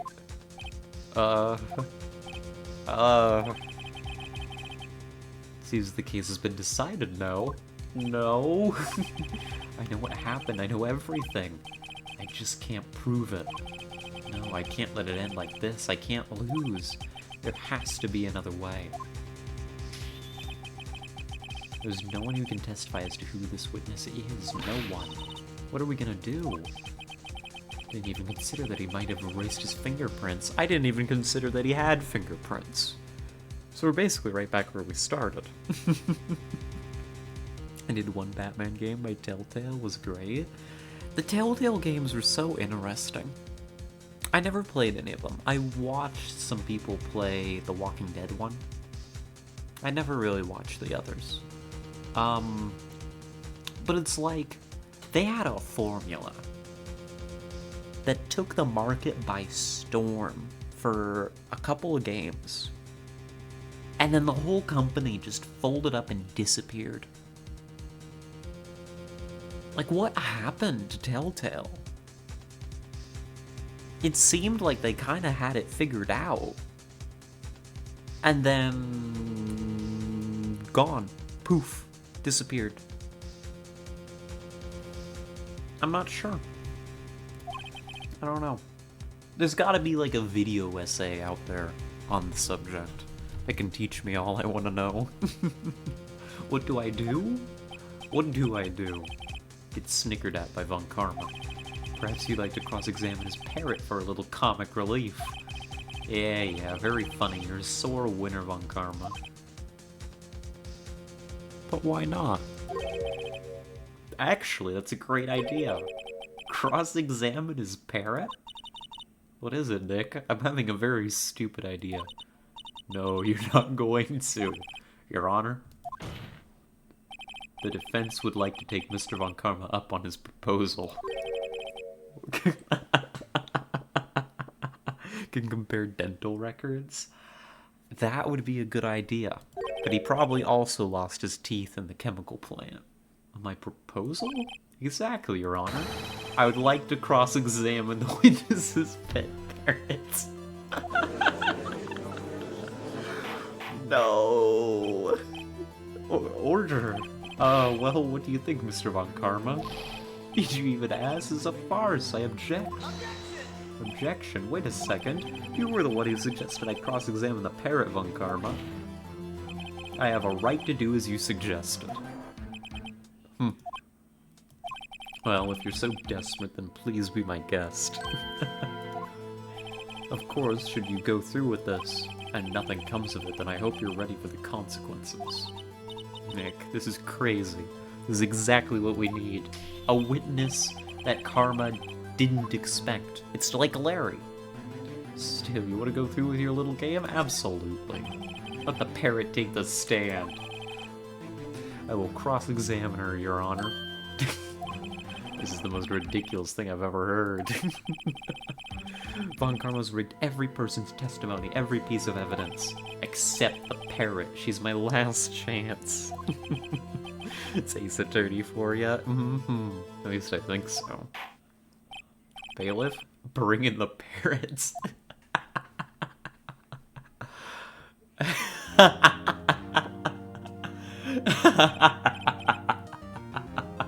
That's quite a bird.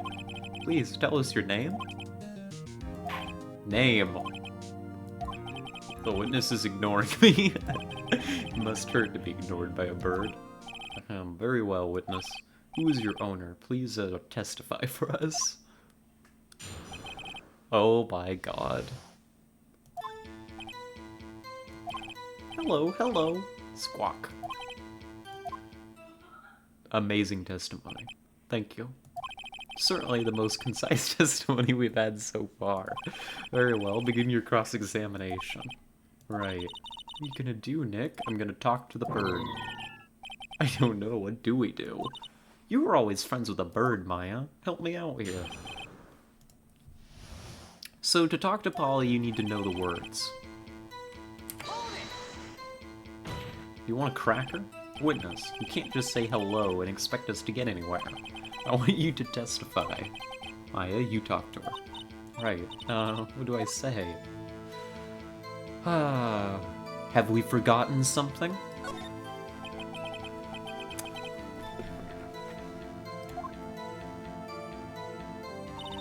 Polly, Polly, have we forgotten something? Squawk. Don't forget DL6. Burb is the word. If I can get Polly to say that here, that will prove that the caretaker had something to do with DL6. This is exactly what we need. Polly, have we forgotten something? Hello, hello. Fucking hell, Polly. That's not what you're supposed to say. Forgot something. We forgot.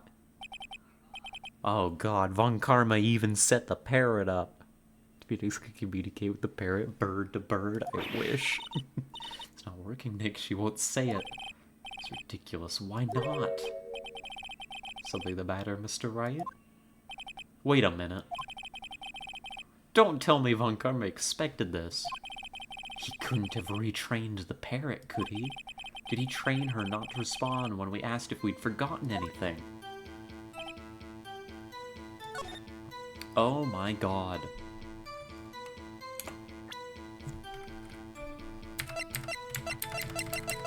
Oh my god.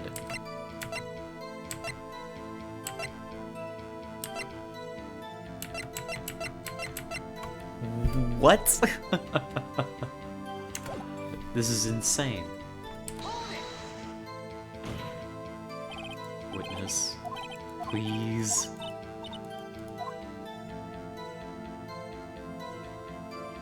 What's your name? Polly, Polly, what's your name? Polly, Polly. Mr. Wright, I think we've established that this parrot is named Polly. Does this have anything to do with her owner's identity?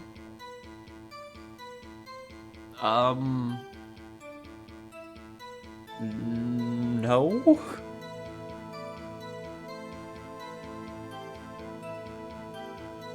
No, I don't think it does. Oh, well, I guess it doesn't really have anything to do with that, no. Please only ask questions pertaining to the matter at hand. Unless it does. Oh, well, I guess we should try to get some information out of her. Unless it does. Oh my god, this is hell. I've been banished to hell. Okay.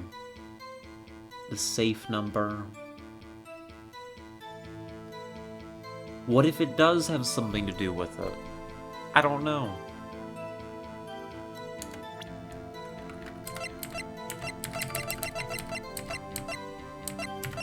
What if it does? Safe? Why?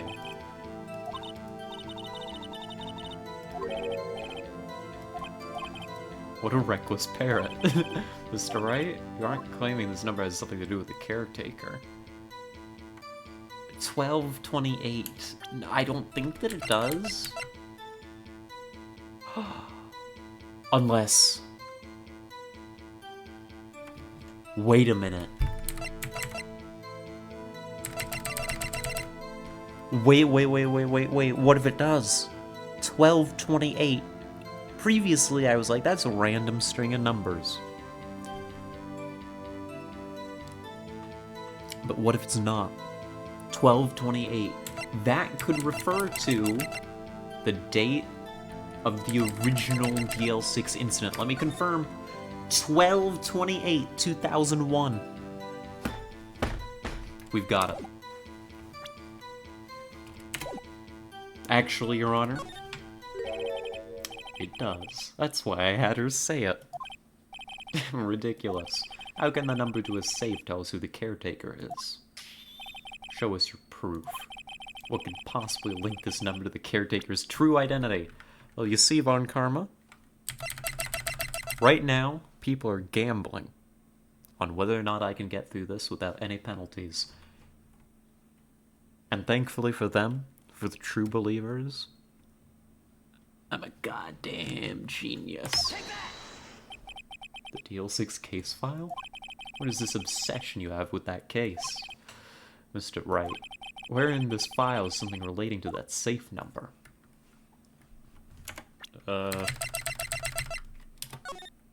Case summary.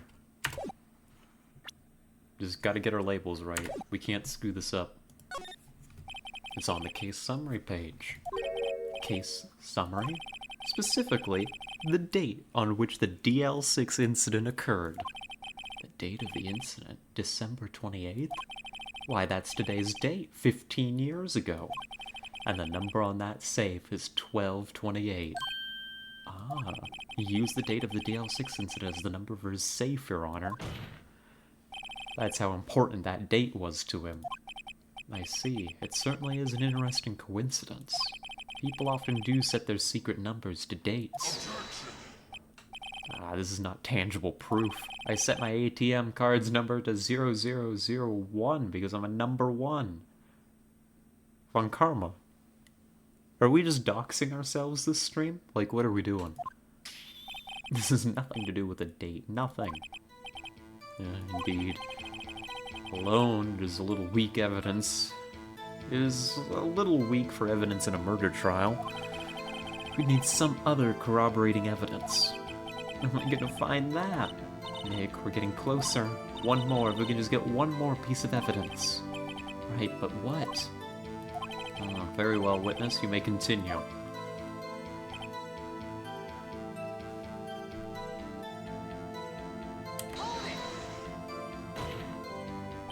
Witness, you're here to speak. You must speak to me.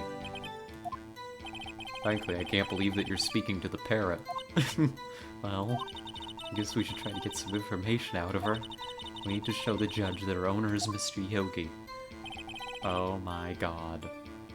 Does her name have something to do with it too? Hold on, before we... No, don't present. Get away from that button.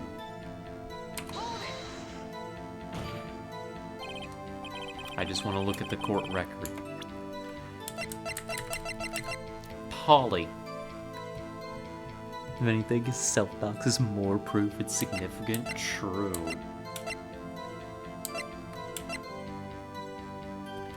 Polly. Polly. Why is the name Polly significant? Search the case file.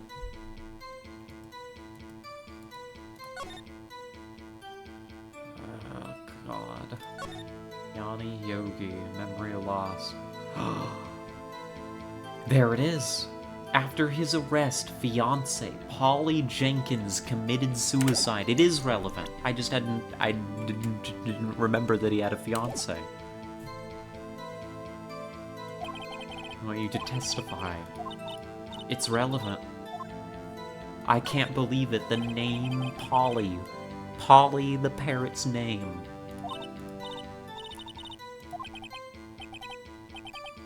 Is relevant.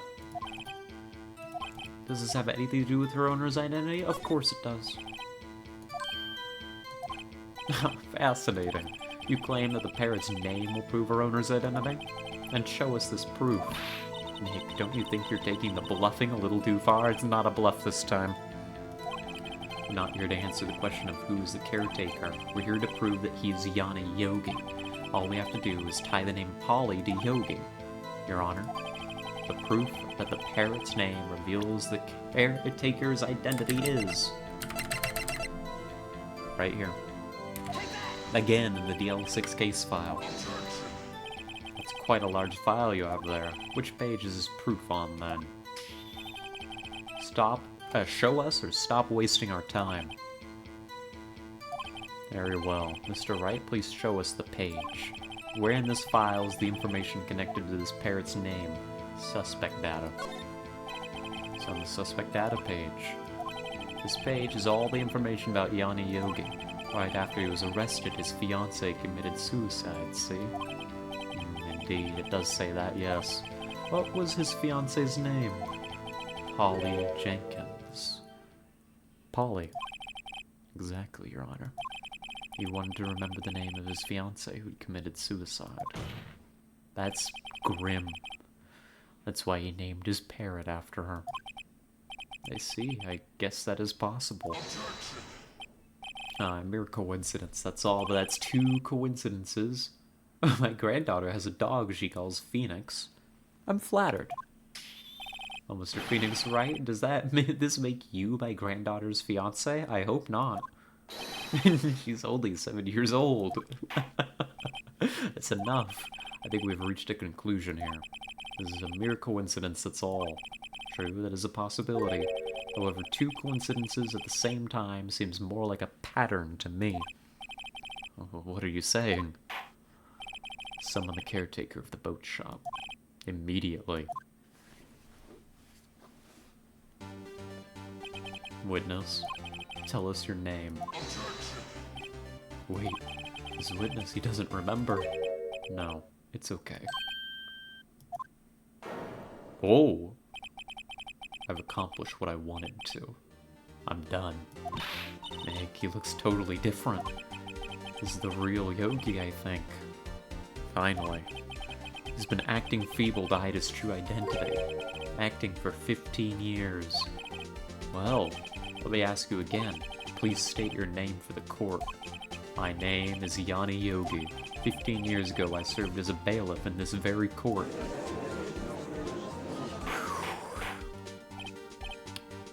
Yanni Yogi. So was it you who killed Robert Hammond and tried to frame Miles Edgeworth for his death? Yes, it was me. I did it. They put me on the witness stand 15 years ago.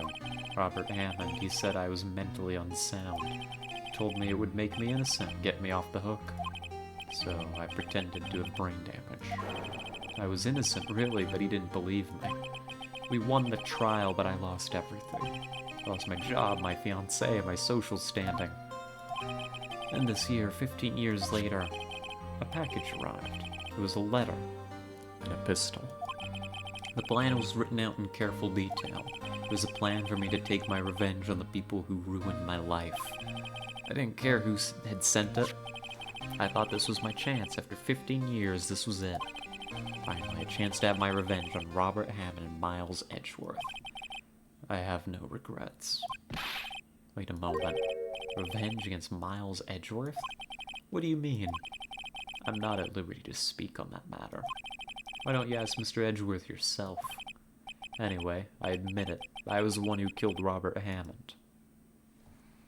He's a sleeper agent. Something like that. It seems that he was just living out his life until he got that package. And Karma, where's Mr. Yogi? Under arrest, Your Honor. What? Did the judge not see them arrest him? I saw no room for error in his confession. Then, the defendant Miles Edgeworth is innocent, in this case at least. Very well. Will the defendant please take the stand? There are a few mysteries left unsolved. Still, you're cleared of suspicion for this particular case. So I would like to pass judgment on the murder of Mr. Robert Hammond. Any objections? I don't believe it. Why isn't Von Karma saying anything? Very well. This court finds the defendant, Mr. Miles Edgeworth, not guilty. Yay! W, it's not over yet. That is all. This court is adjourned. Oh, wait. Did we... Yeah. Did someone just say objection? It wasn't Von Karma. Wait, but that means... No. Edgeworth! Your Honor, I object to your judgment. What? I'm not innocent at all. As we have heard, Yanni Yogi killed Robert Hammond in revenge. Revenge for what? Nick. Edgeworth is trying to confess. He's gonna say he's guilty. He's gonna tell them he was the murderer in the DL6 incident. He's gonna tell them he killed his own dad. Uh-oh.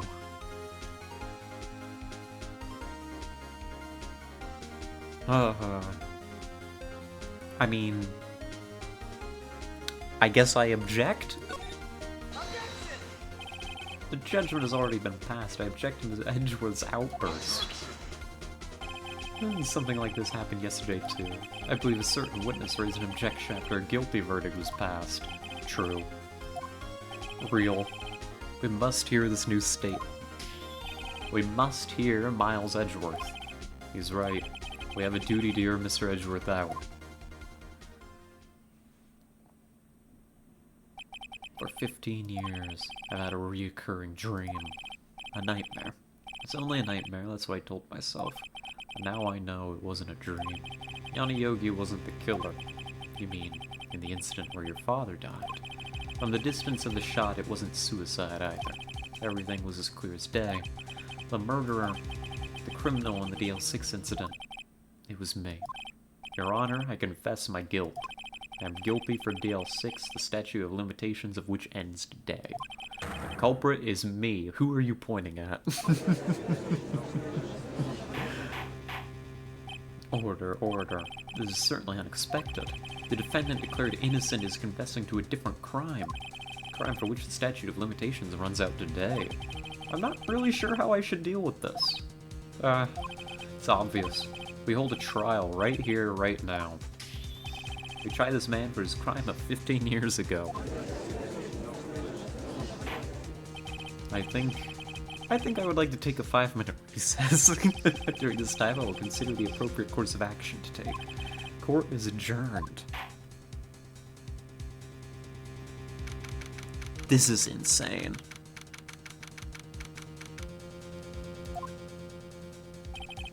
I'm sorry, Wright. You better be. I just wasted all your effort. Oh, you made Gumshoe sad. Mr. Edgeworth, I just don't believe it, sir.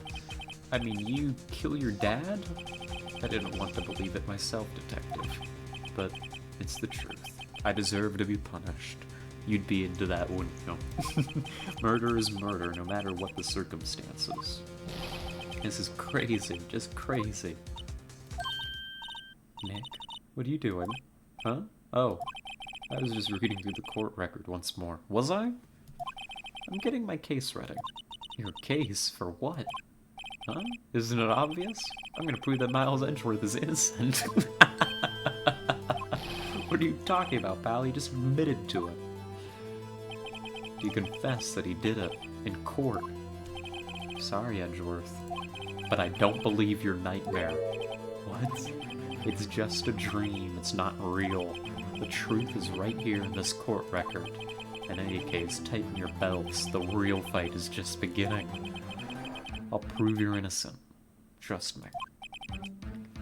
Is this courtroom actually just therapy for Edgeworth right now? Is that what's happening? Are we taking Edgeworth to therapy? Not court-mandated therapy, just like court therapy. Now that I would like to resume our trial. Judge, Miles Edgeworth has admitted his own guilt. He has confessed his crime. Let us begin by hearing his testimony. Then, though pointless, let the defense do their cross-examining. The statute of limitations on the DL6 incident runs out today. Though it's unconventional for me, I'd like to run this one by the book. Let's see, does the defense have any objections?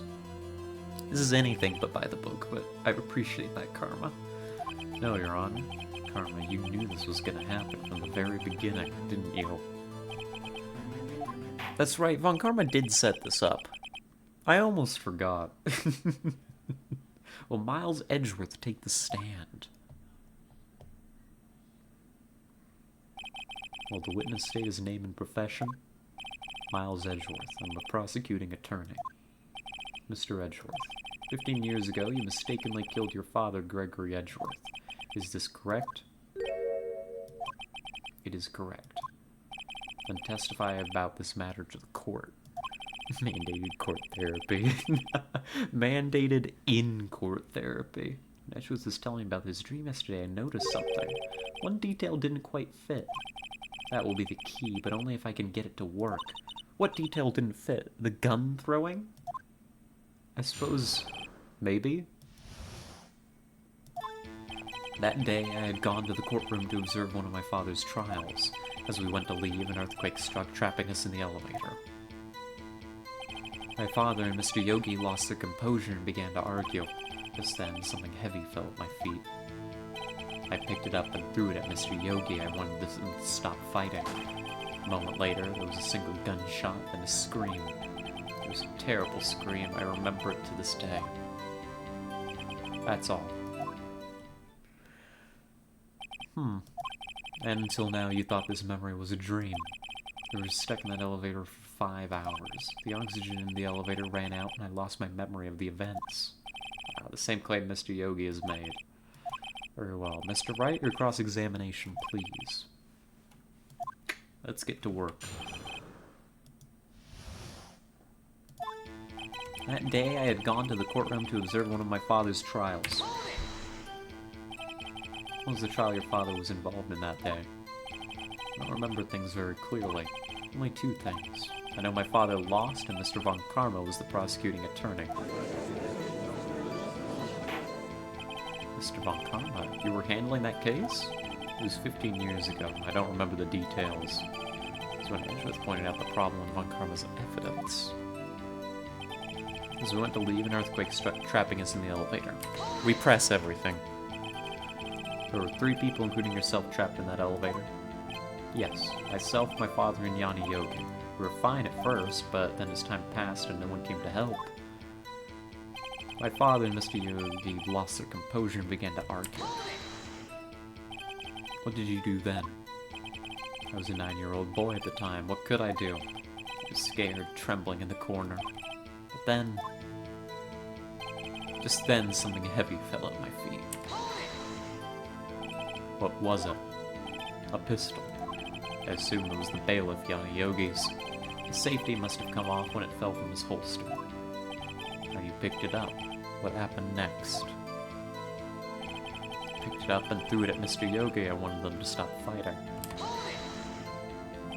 Did you know it was a pistol when you threw it? I think I knew. I knew it was dangerous. But the air was getting so thick I panicked. So you're saying that you threw the pistol at Mr. Yogi? I was in a daze. A moment later, there was a single gunshot, then a scream. I think this is the contradiction. The gun fired once? Yes. I think, after I threw it, I lost consciousness. Since then, I've echoed in my head every single day. That gunshot and that horrible scream. The scream. It was a terrible scream. I remember it to this day. To this day? Yes, I can practically hear it now. I doubt I will ever forget that scream as long as I live. There it is. One part of that testimony clearly contradicts the evidence. I don't know what it means. What? Hold on. We need to go forward. A scream.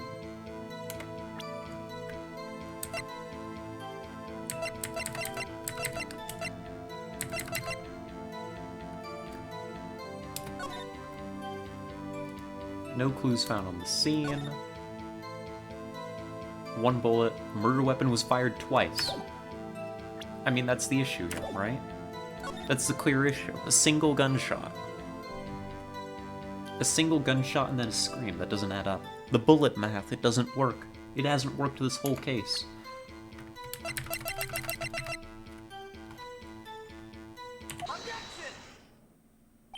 Are you sure you only heard 1 gunshot? Yes, I'm sure of that. I heard the shot and the scream, and everything faded. I was unconscious until the rescuers came. I see. No, Your Honor, unfortunately you don't.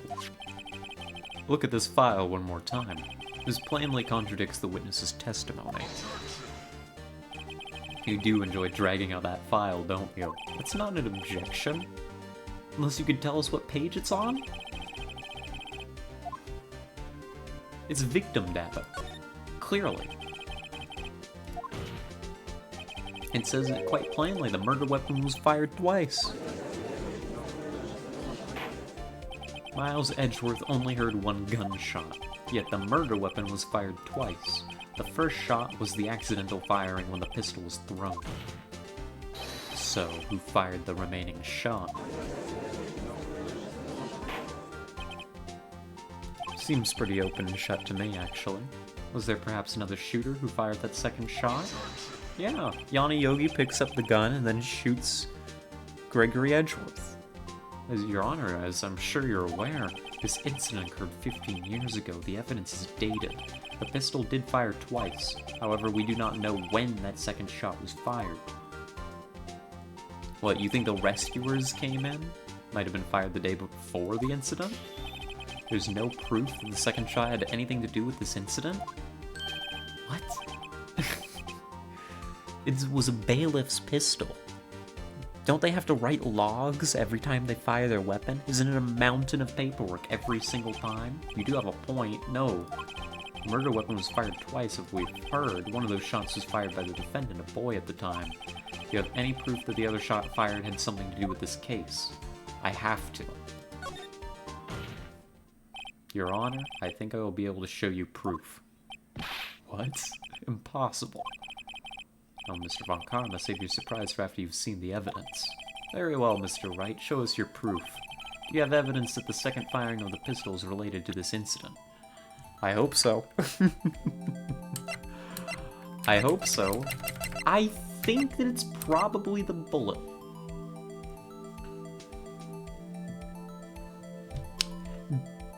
Von Karma's acting surprised. He's shocked. He thinks this is impossible evidence for me to have because he took all of the evidence from the DL6 case file, as well as the letter. But I've got this. He doesn't know I have it. It's my secret evidence. It still bears clear ballistic markings. I know, it's never been said in game, but I know that when the bullet magic works in forensics, the ballistic markings change slightly every time you fire the weapon, right? It's the rifling, scratching, and marking up the bullet as it flies, right? As it's fired. And so every time you fire a round, this slightly changes the makeup, because it's a fast-moving, it's a fast-moving metal object.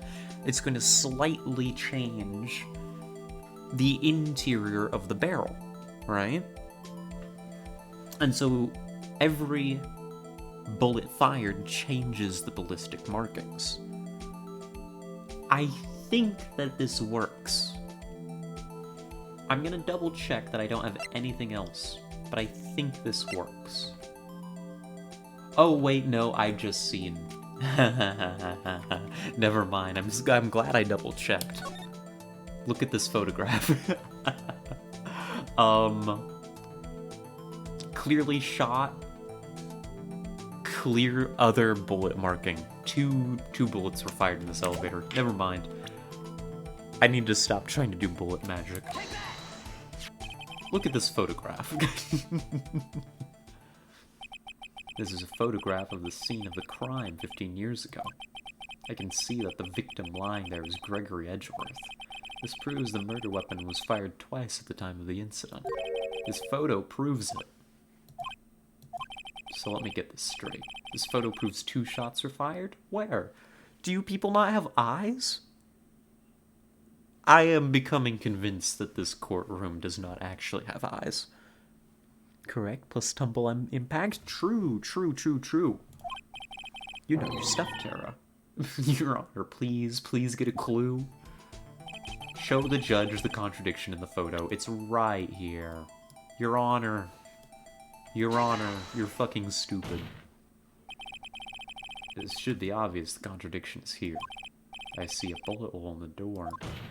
Yeah, and there's also a bullet hole in the dude. Gregory Edgeworth was killed by a shot from the pistol. The bullet was found in him. There's also a bullet hole in the elevator door. We also know that the murder weapon was fired twice. This is easy. Every time it makes me laugh, that's right. Someone other than Edgeworth fired that second shot. And that was the shot that killed. Clearly. Ballistic fingerprint is the unique pattern of markings left by a specific firearm when ammunition is discharged. The ballistic fingerprint. Mr. Wright, what are you driving at? It's simple, Your Honor. At the time of the incident, 2 shots were fired. One went into Gregory Edgeworth's heart, the other hit the elevator door. It's pretty goddamn obvious which bullet is which, but I guess I'm gonna have to spell it out for you. Remember that the defendant lost consciousness after the shot he fired rang out. In conclusion, we must agree that the second shot was fired by someone else. Mr. Wright? But who could that someone else be? I don't know, maybe it was literally the only other person in the elevator. The only guy who could have done it. A murderer, of course. Yanni Yogi. I knew I should have stepped in before your wild fantasies got out of hand. Mr. Wright, look once more at the DL6 incident case file. Look closely. Try the case summary page. Oh my god, somebody's quoting evidence at me? Page 1. Look what was written there. Not a single clue was found on the scene. Von Karma. Are you stupid? If the pistol had indeed been fired 2 times, then the other bullet would have been discovered on the scene. It clearly went out the elevator door into the wreckage of an earthquake.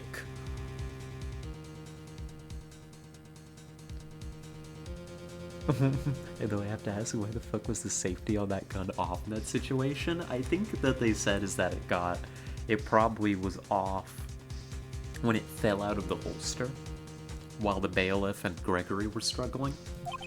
He does have a point. No, he doesn't. This is bull. The second bullet has never been found. It was fired into the aftermath of an earthquake. A building collapsed. No shit, you didn't find the second bullet. What is wrong with you people? Why? Because the second bullet does not exist. What?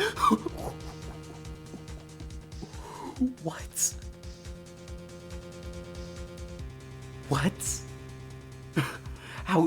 How did you fire a gun twice? And just...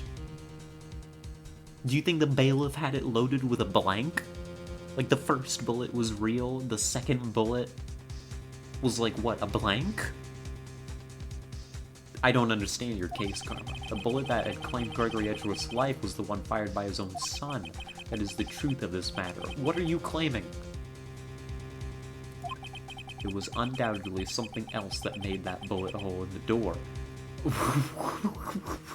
Clearly, something other than a bullet made the bullet hole in the door.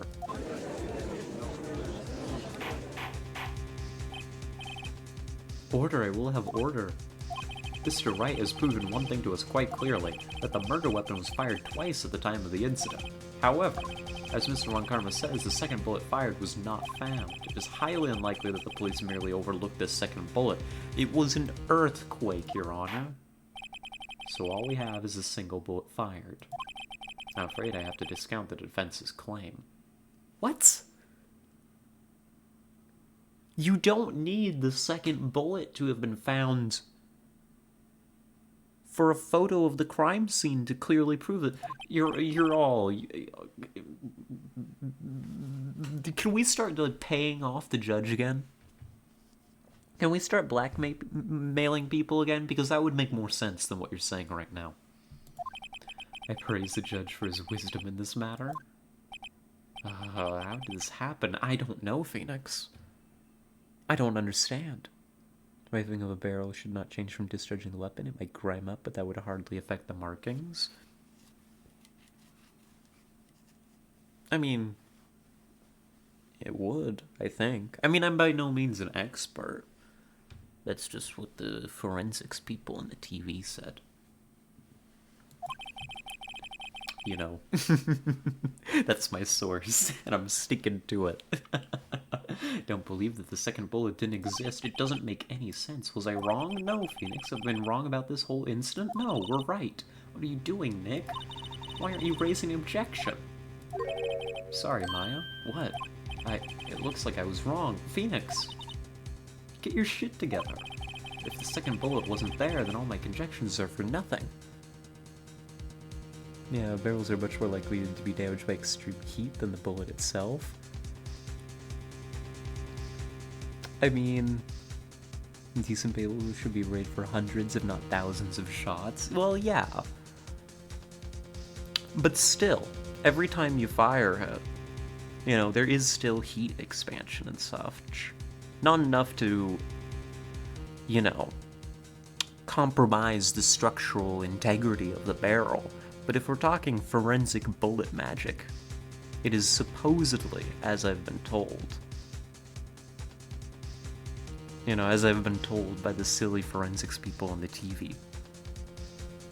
Enough to change, very slightly, the ballistic fingerprint. But then again, I will also note, as I've said in this past, that this is all also, like, bullet magic bullshit. And is extremely subject to error in and of itself. That I also know. If you check out the most hardness scale, yeah, I saw that. I saw that. It's not necessarily, like, the bullet, like, actively, like, destroying the internal rifling. That wouldn't make a whole lot of sense. But you've got heat expansion, you've got, you know, I forget what the technical term is. I'll say grime. I'm not like a gun person. But firing guns leaves notable deposits inside the barrel.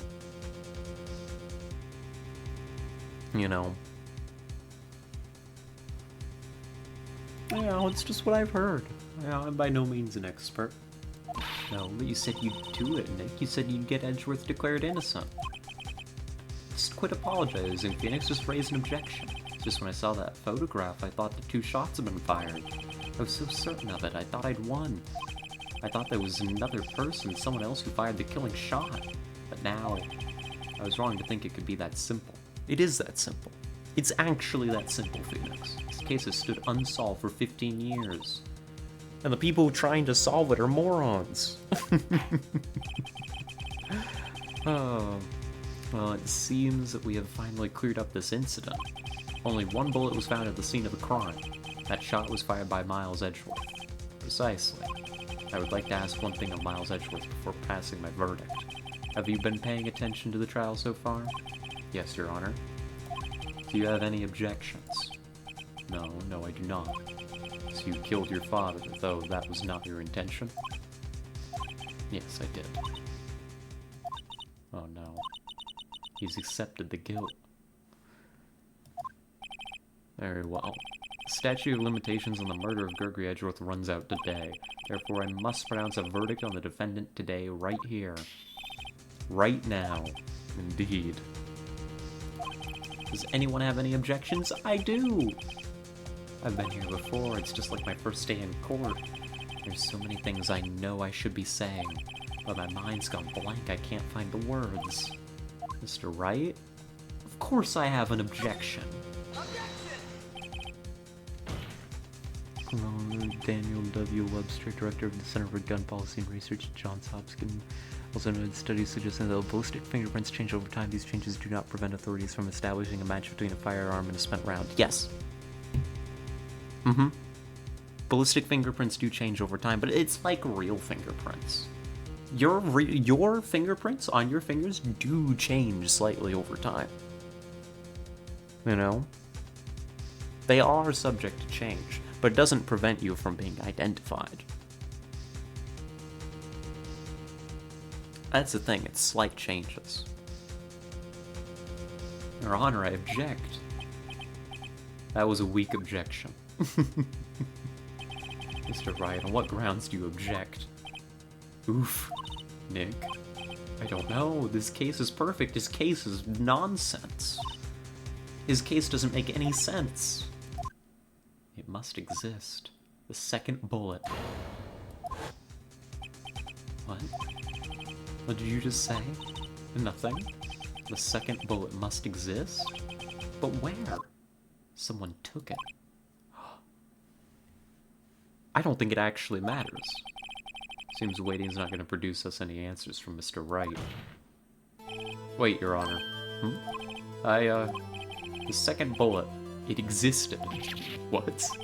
But we've just heard proof that it did not exist. I realize that, Your Honor. It's just, someone took it from the scene of the crime. That's what happened. But who? The murderer. A murderer? Then tell us, just who is this murderer? Still thinking about that one. So the criminal took the second bullet, but why? Huh? First of all, how would they have found it? It's not easy to find a stray bullet, Mr. Wright. Was there some pressing need for the murderer to search that bullet? Yeah, they had to. Of course there was a need, that's why they took it. Wait a minute.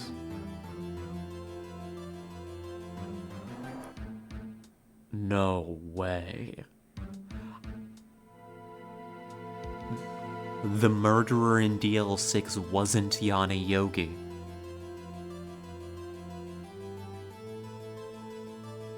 I had wondered before. How is it that Von Karma has such an intimate knowledge of DL6?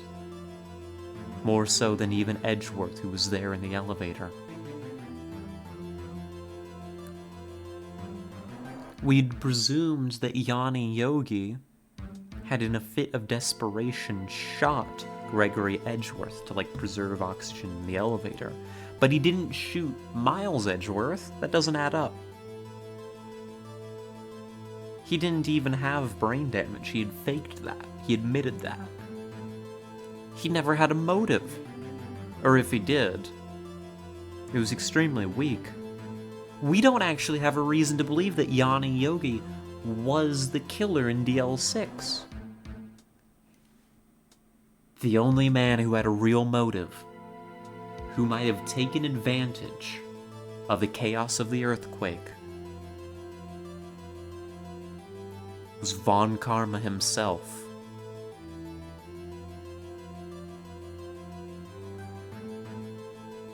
Von Karma killed him. That's what I have to prove. Well, a reason the murderer took the bullet away from the scene with them is... the murderer was cautious, the bullet would be proof. The bullet would be proof. Proof? It was a special bullet, so they took it with them. If that was the case, then they should have taken the bullet from inside Gregory as well. Huh? Why would they only take one of the 2 shots fired? Oh, right. Mr. Wright, have you really thought this through? I'm gonna have to penalize you. No! Alright, that's unfortunate. Is there some pressing need for the murderer to search for that bullet? Of course. The murderer had to find it. What possible reason could they have had? They were cautious. I don't understand. These are the same thing. But sure, they were cautious. It was very cautious, sort of, see? That's why the murderer had to search for that bullet. If this was the case, then they should have taken the bullet from inside Gregory as well. What? It's the same thing. I'm being penalized for the same thing. I'm sorry, gamblers. Okay, the murderer didn't need it. What's wrong, Mr. Wright? Murderer had no reason to take that bullet. You don't want to admit it, but it's true. Had to take it? Had to take it. You're thinking too normal. Think crazy. Don't think why the bullet was taken. Think why the bullet had to be taken. Yes, Your Honor. I have no idea what I'm doing. The murderer had no intention of taking the bullet from the scene. The murderer had to take the bullet. Had to, Mr. Wright? What do you mean? Well, for instance... for instance, what? Maybe the bullet, hit the murderer?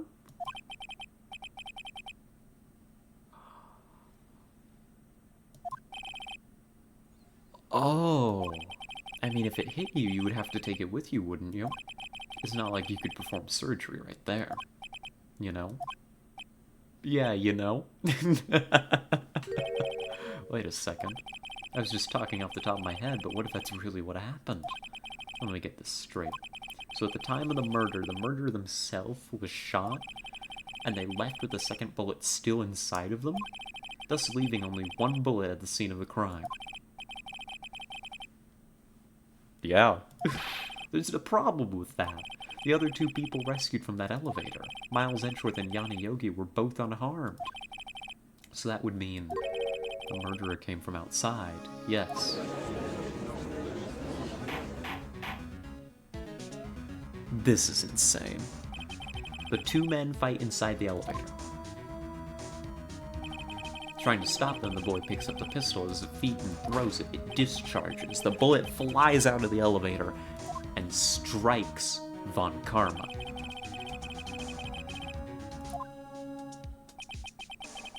The boy loses consciousness. Von Karma enters the elevator, sees the men inside, sees Gregory Edgeworth, who has just marred his perfect record. He stalks into the elevator. He finishes the job. That's gotta be it, right? You are truly the most unpredictable defense attorney I've ever known. I can tell you're grasping it. I cannot deny the possibility of what you say. What are you saying? Deny it. Deny it. No one involved with the incident was wounded. There was no murder. I was wounded at the time of the incident. He's right. I can't think of anyone. Hey, Nick. Huh? I just thought of something really crazy. Crazy? Remember what Mr. Grossberg said yesterday? Gregory Edgeworth dealt a blow to his perfect trial record. Yep, this is it. This must have been quite a shock for Von Karma. He took a vacation for several months after that, you see. Perhaps to recover from being shot? What if Von Karma didn't take that vacation because of shock, but took it because he was injured? Which would mean, it could only mean one thing. He was the murderer in the DL6 incident. He was the man who shot Gregory Edgeworth. It was Von Karma. Something wrong, Mr. Wright? You seem dazed. No, Your Honor. Well, you have indicated the possibility that the murderer came from outside. Can you give us the name of your suspect? Absolutely. I solved this ages ago. Yeah. No, we say it now. Your Honor, there is a suspect. One lone suspect. Very well, Mr. Wright. Who's your suspect? My hands are shaking. The what? Von Karma. Von Karma? Oh my god, that devilish smile. You mean the Von Karma, the prosecutor, the one standing right over there? Bah. You don't object? You see no need. Why honor this ridiculous outburst with my objection? Yes, you took a vacation for several months starting the day after the incident. Yet, you pride yourself on a perfect record. Why did you take such a long vacation without any reason? You're claiming that I took a vacation to heal my injury from the incident? Fascinating. Prove it. I would have needed surgery, no? Where did I go under the knife at, Mr. Wright? Bring the doctor that operated on me. Have him testify.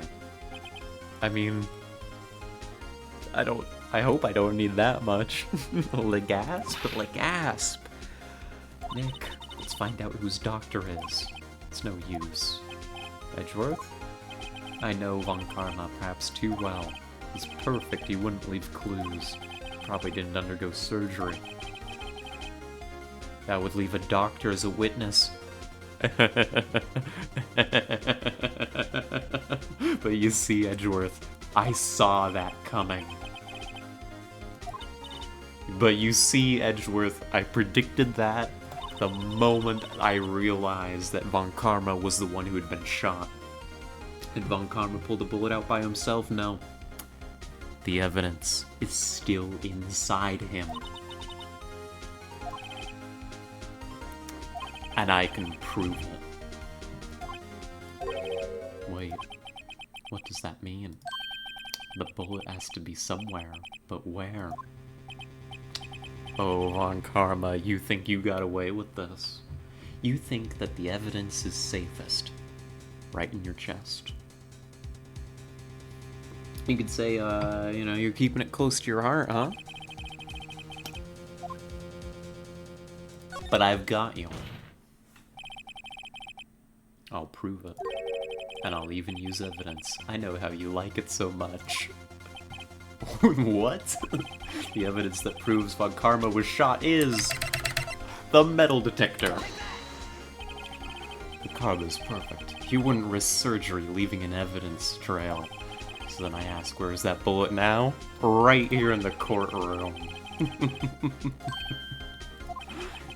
You don't mean... I do.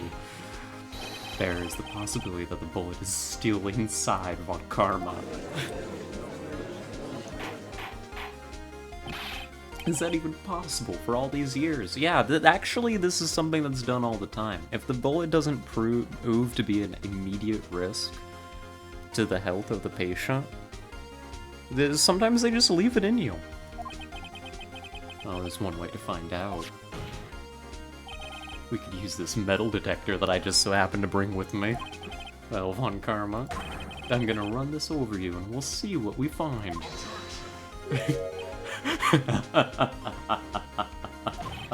I refuse. You refuse? What refusing this means you acknowledge that the bullet is still inside of you. Order, order, order. Your Honor, the defense requests that we be allowed to use the metal detector.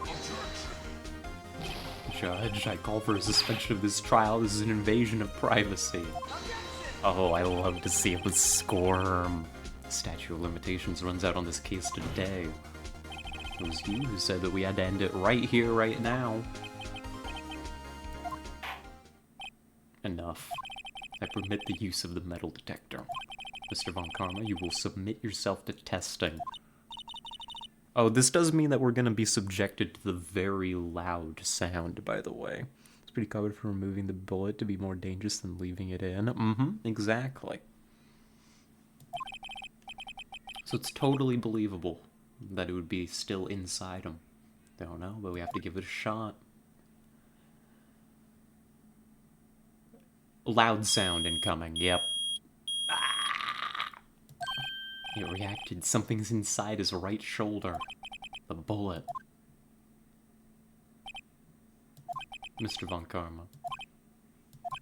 You. It was you. Imagine having, like, nightmares for 15 years about this. And it was actually Von Karma the whole time. I was afraid this would happen. And so I remained silent. Indeed, there is a bullet in my shoulder. However, it has nothing to do with this incident. What? I was shot in the shoulder long before the DL6 incident. I claim that the bullet in my shoulder has no relation to DL6. Well, prove that you were shot some other time. Is it a Mike Y game? We should have him. He's a slippery bastard. Prove? I have no obligation to prove anything. Yes, you do. It's Mr. Wright who must prove something here, not I. What? Can you prove it? Can you prove that the bullet in Von Karma's shoulder was from DL6? If we pull it out of him, get a doctor in here. Hell, give me a knife, I'll do it right now. It's because you took it out of the records room yesterday. With no proof, you cannot convict me of any crime. So sorry, Mr. Wright. I'm pretty sure... No, I'm the one who's sorry, Mr. Von Karma. What? You were close. One day away from freedom. But you see, I have proof. What? Who would have thought you would dig your own grave trying to convict Edgeworth? I can link that bullet in your shoulder to the DL6 incident. And here's my final proof. I can just x-ray, see if it matches the caliber. Yeah, just get me an x-ray. Unfortunately, for all of you gambling at home, this is the make or break. If I get penalized anymore, we move from bracket 1 to bracket 2. I think it's the DL6 bullet. Still bears clear ballistic markings. Tack Lily cut him open at the prosecution bench? Yeah.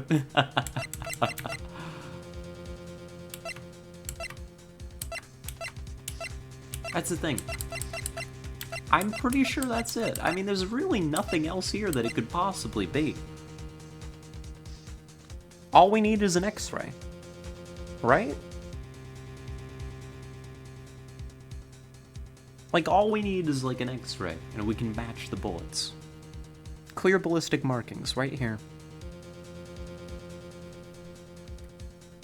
I can't see anything else that would be relevant. It's not the photo, it's not the case file, it's not the goddamn parrot, it's not the metal detector. None of this other evidence is relevant to the DL6 incident, right? Besides, like, the Misty Faye photo, which is, like, not it. We used that, like, way earlier. It's the DL6 bullet. It's the first bullet. We just match it with an X-ray, like you say.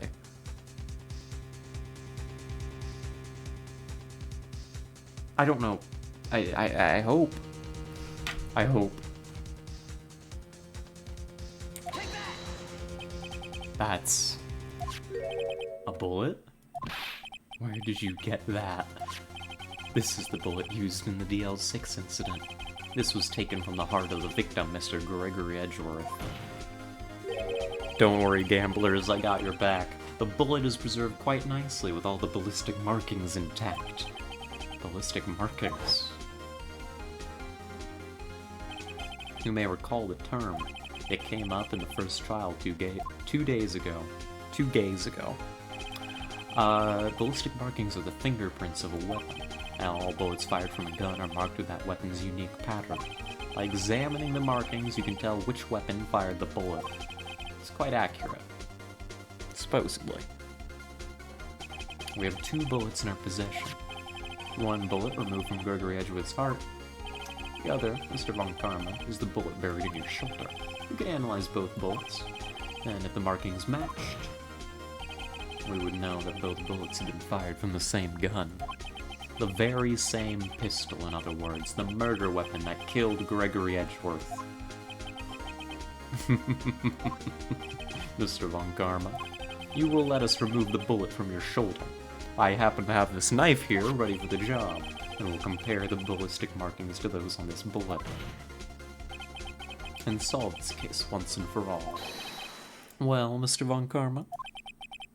He's just making sounds.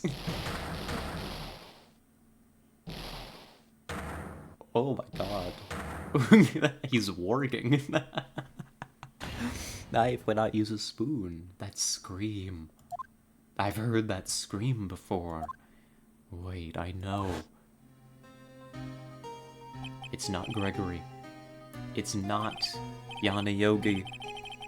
Scream was Von Karma the whole time.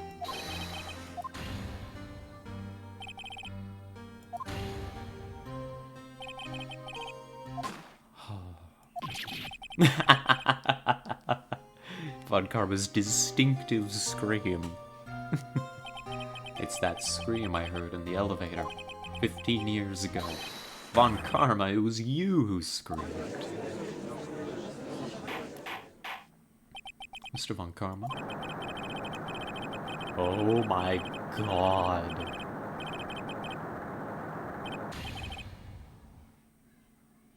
He's having a bit of a moment. Don't mind him. He's having a... Oh my god, you and your father are my curse. Your father shamed me with the penalty on my record. And you left a scar on my shoulder that would never fade. I'll bury you with my bare hands. Oh my god. Is this the boss fight? I think we just killed the final boss. Chief Prosecutor, I'm sorry. Karma, it's not like you to make this kind of error. I never would have thought that Edgeworth would be the one to catch you. I was careless. I'm sorry, but you'll have to be penalized. I've covered for you in the past, but not this time. Edgeworth. It was a shock like none I had ever known.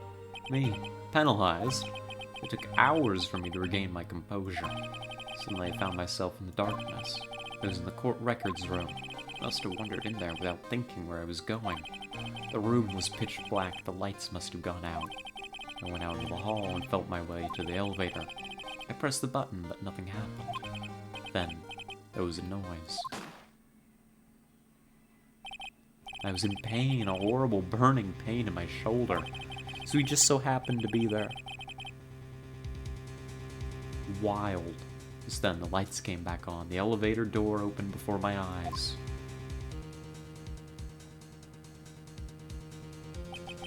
I saw 3 people inside, all lying unconscious from oxygen deprivation. Much to my surprise, a pistol lay at my feet. I knew then. It was destiny.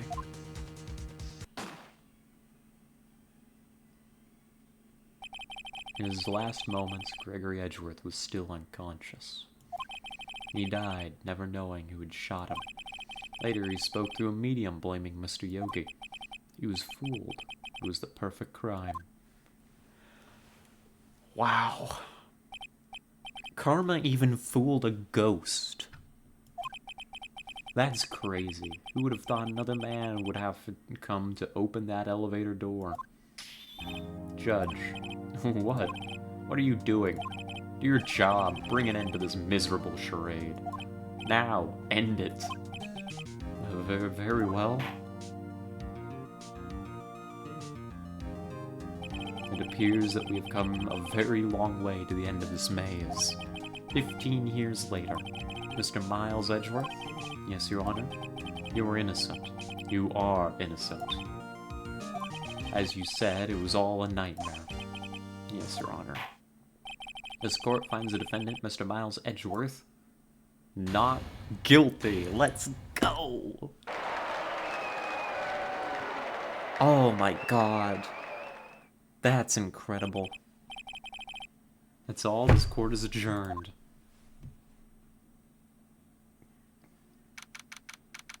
Oh my god, that was so good. The part where he wormed his way out of, like, there being a second bullet was a little bit psychotic. But I can let it slide because it set up that final confrontation beautifully. Nick, we did it! Did you see his face? Fucker looked even paler than usual. He looked like he was going to kill somebody. He's pretending to be all cool, and inside you crushed him, Nick? Crushed? Gotta say, I'm impressed. Yeah. It was pretty close, though. The gamblers at home, the believers, almost lost out on their money. But that's okay. I was sure we had it. I know, I was on the verge of tears the whole time myself. But now it's all just a good memory. Hi, Edgeworth. So the main actor is not guilty, but who is? Von Karma. Von Karma is guilty of DL6, and Yanni Yogi is guilty of the murder of Robert Hammond. That's all there is to it. So it's finally over, Edgeworth. We got you off. Live on Twitch TV. Right? Yeah? Shut the fuck up. I'm not sure how to say this. I know. Try thank you. I see. Thank you, right? You're welcome. I think you could have done better than that. Sorry. I'm not good at this sort of thing. Got a lot to learn, Edgeworth. She's got you there. Oh, it's Gumshoe! Amazing, pal. You pulled through just like I thought you would. Y'all never forget this. I owe you one. Gumshoe, you did not believe in me for a second. Tonight, let's party? Dinner's on me? Yeah, my salary went down a bit this month, but who cares? See, Mr. Edgeworth, you should take a lesson from Detective Gumshoe. That's how you say thank you. Yeah, we should be paid for this, by the way. We don't work for free. Whoop. Thank you, Edgeworth. I feel foolish. You look foolish. Take it a little at a time, you'll get used to it. It's been 15 years since I've seen Edgeworth this unguarded. Oh god, it's a lot of heart. I'm not doing the accent. Hey, y'all. Lotta. Y'all were getting great in there. I'm doing the accent. Thank you. Yo, Edgeworth, congrats. Thank you all very much. I knew you were innocent from the start, of course. Just look at you. You wouldn't stick your hand in a cookie jar even if no one was there. You were the witness on the first day of the trial, weren't you? Yeah, well, let bygones be bygones, eh? Speaking of which, what are you gonna do now, Lotta? Ooh, me? Oh, well, I went back to college. I gave up trying to be an investigative photographer pretty quick. Really? That's too bad. Huh? Isn't that the hot dog guy from the park? It's over, Nick. My life's over. Oh, did you get dumped? Oh, Nick, I'm not long for this world. You don't look sick? It's Keonce. She's going to live in Paris. She's leaving me behind. And everything's as it should be. Everything is as it should be. It's a Christmas miracle. Larry's been dumped. Edgeworth has gotten off. I don't know. I think that's about it. She caused a lot of problems. Laugh track. Slaps Nate. Yes, here I am. Congrats, Edgy. Here's a little gift for me. Celebration. Celebration?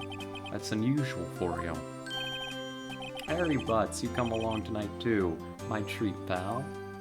Huh? Thanks. Looking forward to it. Yo, Nick, that's the suit that questioned me. When he says treat, that's not police talk for prison food, right? Think you'll be fine. You weren't kidding, they call him Edgy, sort of. Mm-hmm, they do. Edgy boy. Yeah, what's up? That envelope that Larry gave me. It's got money in it.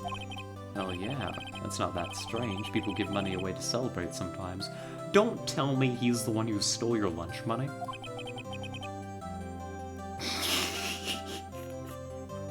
It's $38, right?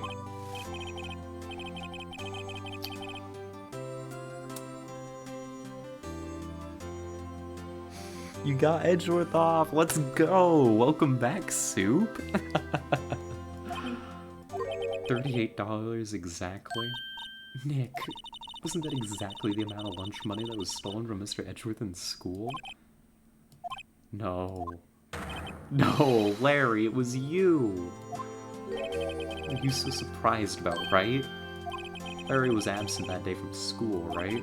But that doesn't automatically rule him out as a suspect. What? Think back to that day 15 years ago. Larry took the day off, but he was bored, so he came into school anyway. And he saw the money lying there, and the rest is history. I never was good at history. Oh. Goodness gracious. Of course it was Larry. Edgeworth, you didn't know, did you? I suspected. I just couldn't picture Larry protecting you like he did that day. Everyone else was saying you did it. The whole class was against you, remember? Yeah, too well. Right, you may not know this, but we used to have a saying back in school. When something smells, it's usually the butts. Yeah, we know that saying quite well at this point. Alaria is a female name in Denmark, probably an abbreviation of Charlotte. Yeah, so I wonder where Lotta comes from. Really, right, I'm surprised you didn't figure it out. Well, this sure is an unexpected turn of events, eh? Can I put you on trial, Larry? You should have told me. Nick, it was 15 years ago. Don't you think that statute of limitations is run out, Mr. Edgeworth? I'd say so, yeah. There you have it.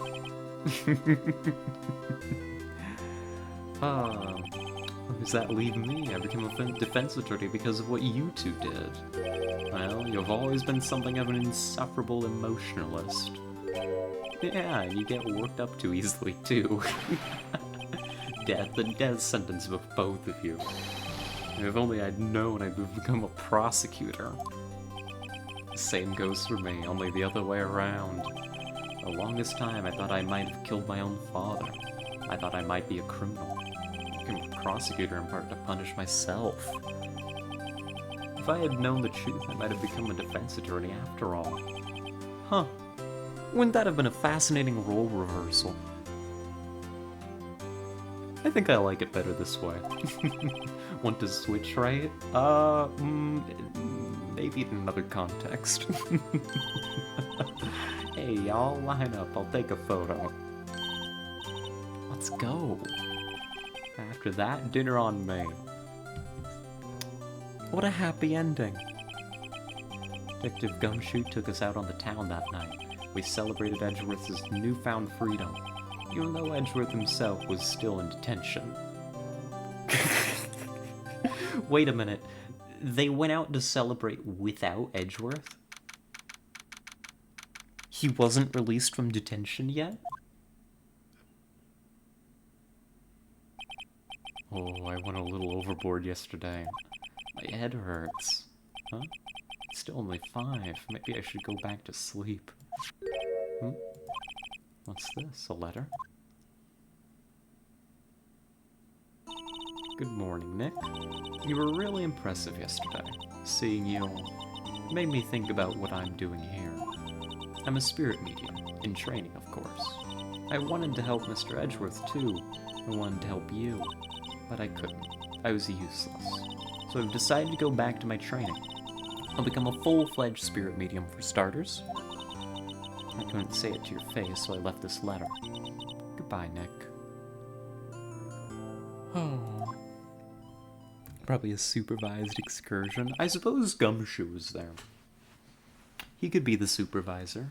Goodbye, what time is it? First trains for the mountains have already left. Aww. Maya's gone. Guess I'm too late. Oh, never mind. Hey, Maya. Kinda awkward. So you're leaving? Yeah, it's hard being a spirit medium who can't talk to spirits. That's real of you to say. I honestly think all attorneys should be able to take both sides, but I also think the legal system is unjust. This legal system definitely is. True. I don't just mean the one in the game.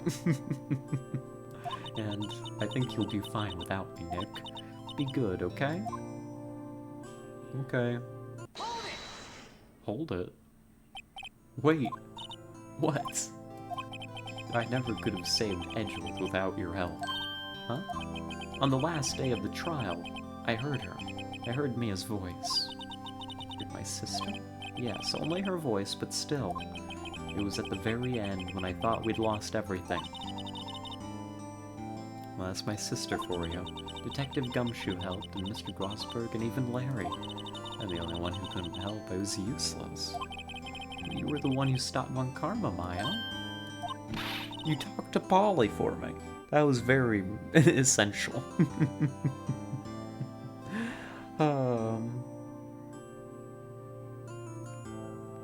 I got fined on a suspicion, no evidence of the crime. Police found a text on a dealer's phone. They assumed the dealer got through. It's quite an assumption. Yeah, that is ridiculous. That is. That's no good. All I did was wander around in a daze. Sorry, but I have evidence that you helped. Evidence? Show Maya some evidence to cheer her up. I've got evidence?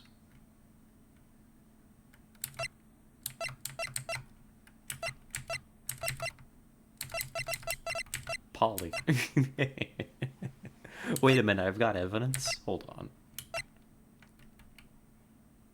It was the photo, right?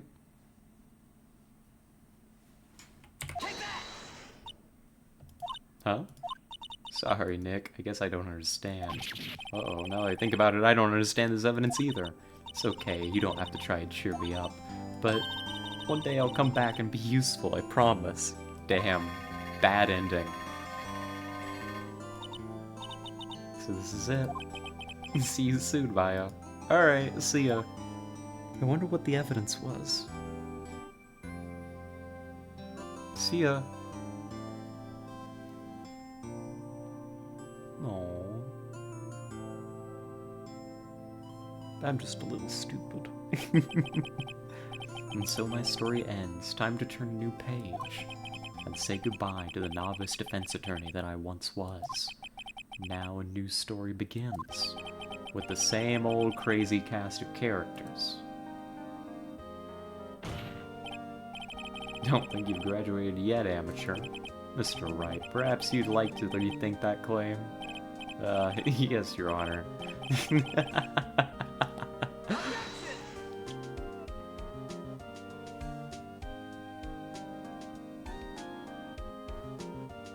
Oh, and that's the game. That's the first game. We've still got the rest of the trilogy to play through. Talk about a pleasant surprise? Oh, it's all these memories. And he hung his head low and went right back outside.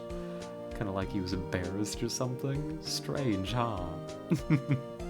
It's the after credits. Or it is the during credits. How many are there in the series? I don't know how many games there are total. I know there's at least 2 trilogies and then a whole heap of side games. Working at a cheese shop at Missy's a Nice Lady, which is not exactly what you call a cheapskate in Hawaii right now. Thank you, Larry. But there's 2 more games that are in this trilogy, the original trilogy, to play through. Oh, it's this guy. Ooh, right? Yeah, I remember him. I hear he's been busy lately. You know, not to ring my own bell, but I sort of taught him everything he knows. I'm sure he's grateful. I barely remember you, Payne. You're the tutorial lawyer. Oh. Phoenix, Wright? Ah, the defense attorney for whom I wrote that affidavit for, yes. You should know I've taken over management of the Gatewater Hotel recently. Should you be in the area, please stop by. Oh. I'm invested in these credits. Oh. Oh, it's you. Phoenix, right? Ah, he has me as understudy, was he not? I wonder how he's doing. Haven't seen him of late. The days of my youth, like the scent of fresh lemon, you see? Oh, but this was great. I loved playing this. We're gonna be back with it, not tomorrow, probably next week. Maybe. I don't know. I don't know if we're gonna take a little break since we finished the first game, or if we're gonna come back. Oh god, she's going off. I don't know if we'll take a little break. I don't know if we're going to dive right into it. We've still got Subnautica Below Zero to finish. I want to play a little bit of XCOM tomorrow. I probably can't let Phoenix Wright continue to absolutely consume our stream schedule. But I'm not going to make any promises. 3 hours, you deserve a break. I do. I've got board games to go play. I got board games. After these credits, it's Penny! I got a letter from Maya the other day. It sounded like she caught a cold standing under a waterfall. Wanted to visit, but I didn't have time, so I sent her some Pink Princess trading cards. She says she can't buy them where she is. What kind of place is she living at anyway? Oh, I'm so glad to see Penny again. She's just like me, for real, for real.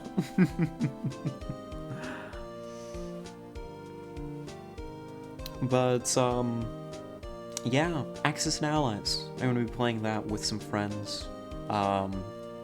Kit's sister is gonna be over, and we're inviting a couple of our friends over, so we'll have a full crew for Axis and Allies. They should be here, like, any minute now. I am actually ending this stream at exactly the right time.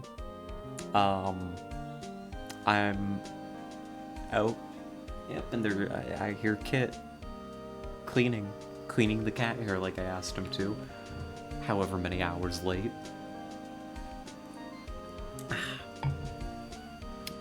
That's okay, at least he's doing it. Telltale Games filed for assignment in October 2018. Many assets were later acquired by LCG Entertainment, which provides Telltale Games name as part of its business in August 2019, retaining many of the company's previous licenses and offering former staff freelance positions. How strange. I wonder why they had to file for assignment. Did the formula fail? Did the later games not sell as well as Walking Dead? I suppose I didn't know. Oh. Holding it. Brand new episode has been added. Excuse me? Okay. Alright, go off, game. Maybe there's more. Maybe there's a 5th episode. We're not gonna play that today. It might start it automatically. Oh god, that's dizzying.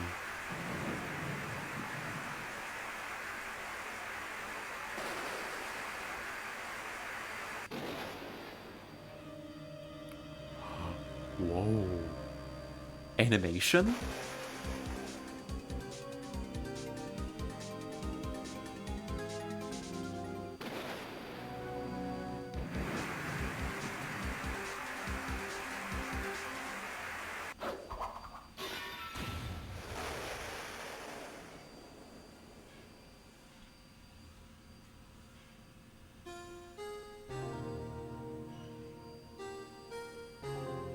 Whoa.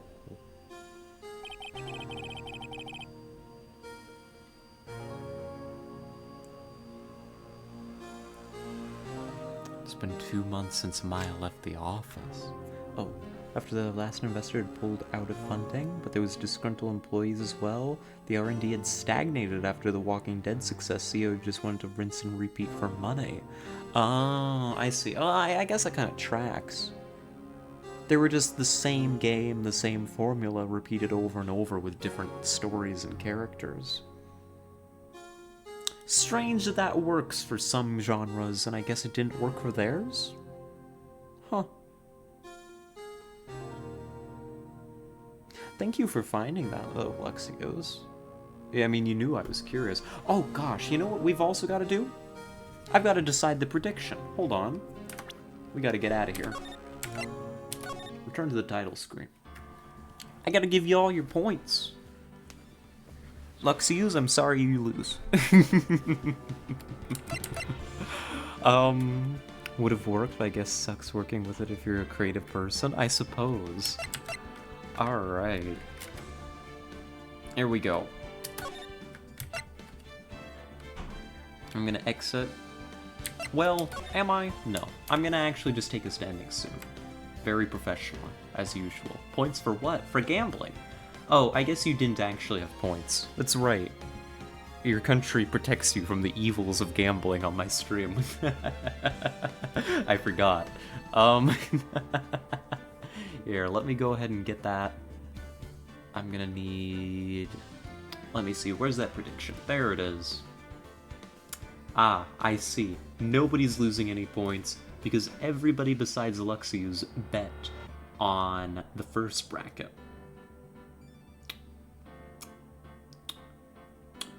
But Luxius didn't bet any points. So everybody, everybody takes their winnings home. Oh, submissions are still open? Wait, did Orisa never end the submissions? Hold on. End submissions. Something went wrong? No, I've got to refresh this whole page. Everyone's gone anyway, just the guys left. Is that true? I suppose it's late. No, Tara's still here. I think Tara's still here. Lurking. We got some people hiding. Lurking in the dark corners of the stream.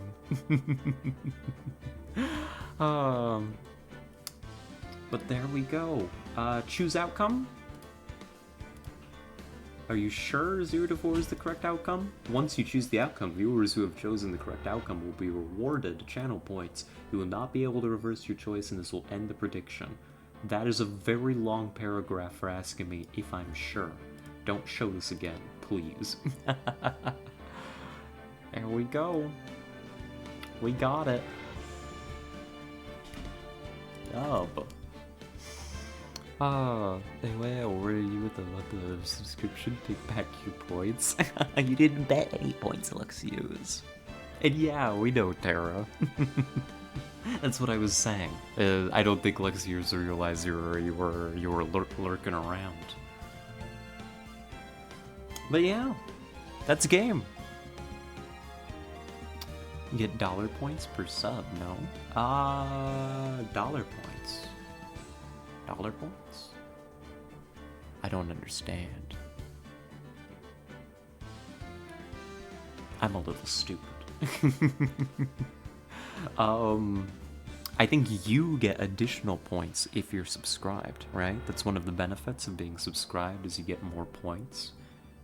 I thought when I subscribed to the channel, you'd get a cut. Oh, yes, I do. I get dollars. That's what you mean. Dollar points. Yes, I get dollar points.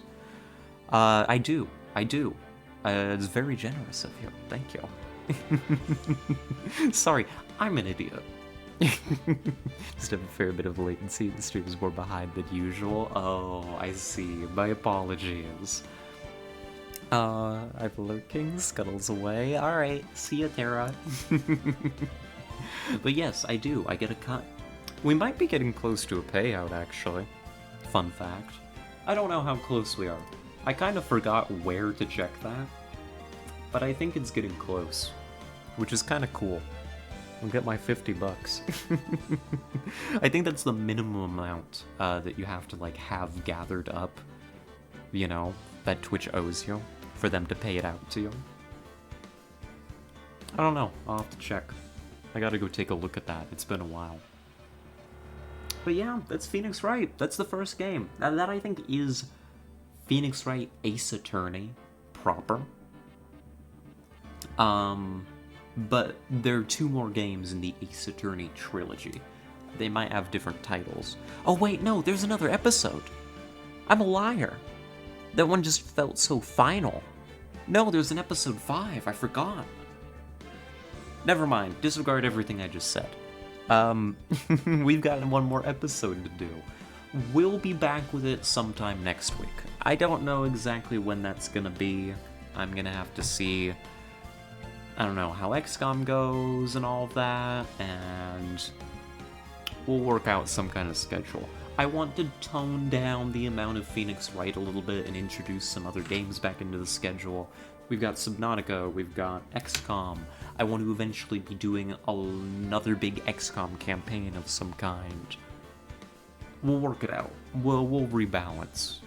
I am obsessed with Phoenix Wright, but I don't want to be that obsessed. That's obsessed, you know? Can you just have a look at Zach McCracken as a possible adventure game for the stream? I'll give it a look. I remember... I have a vague memory. Maybe this was a different game. I remember... I think it was Tessa maybe mentioning that some stuff in the game hadn't aged well. Or was, like, low-key, maybe high-key transphobic. But maybe I'm remembering a different interaction or a different game. Like, this was months ago. So I won't make any guarantees, but I'll take a peek. I'll take a peek.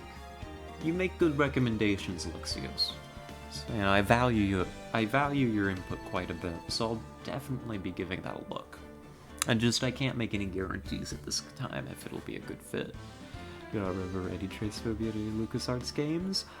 I mean, me either, but you'd be surprised what flew, you know, 10, 20, 30 years ago. You know, remember this was the era of, God, what was it even called?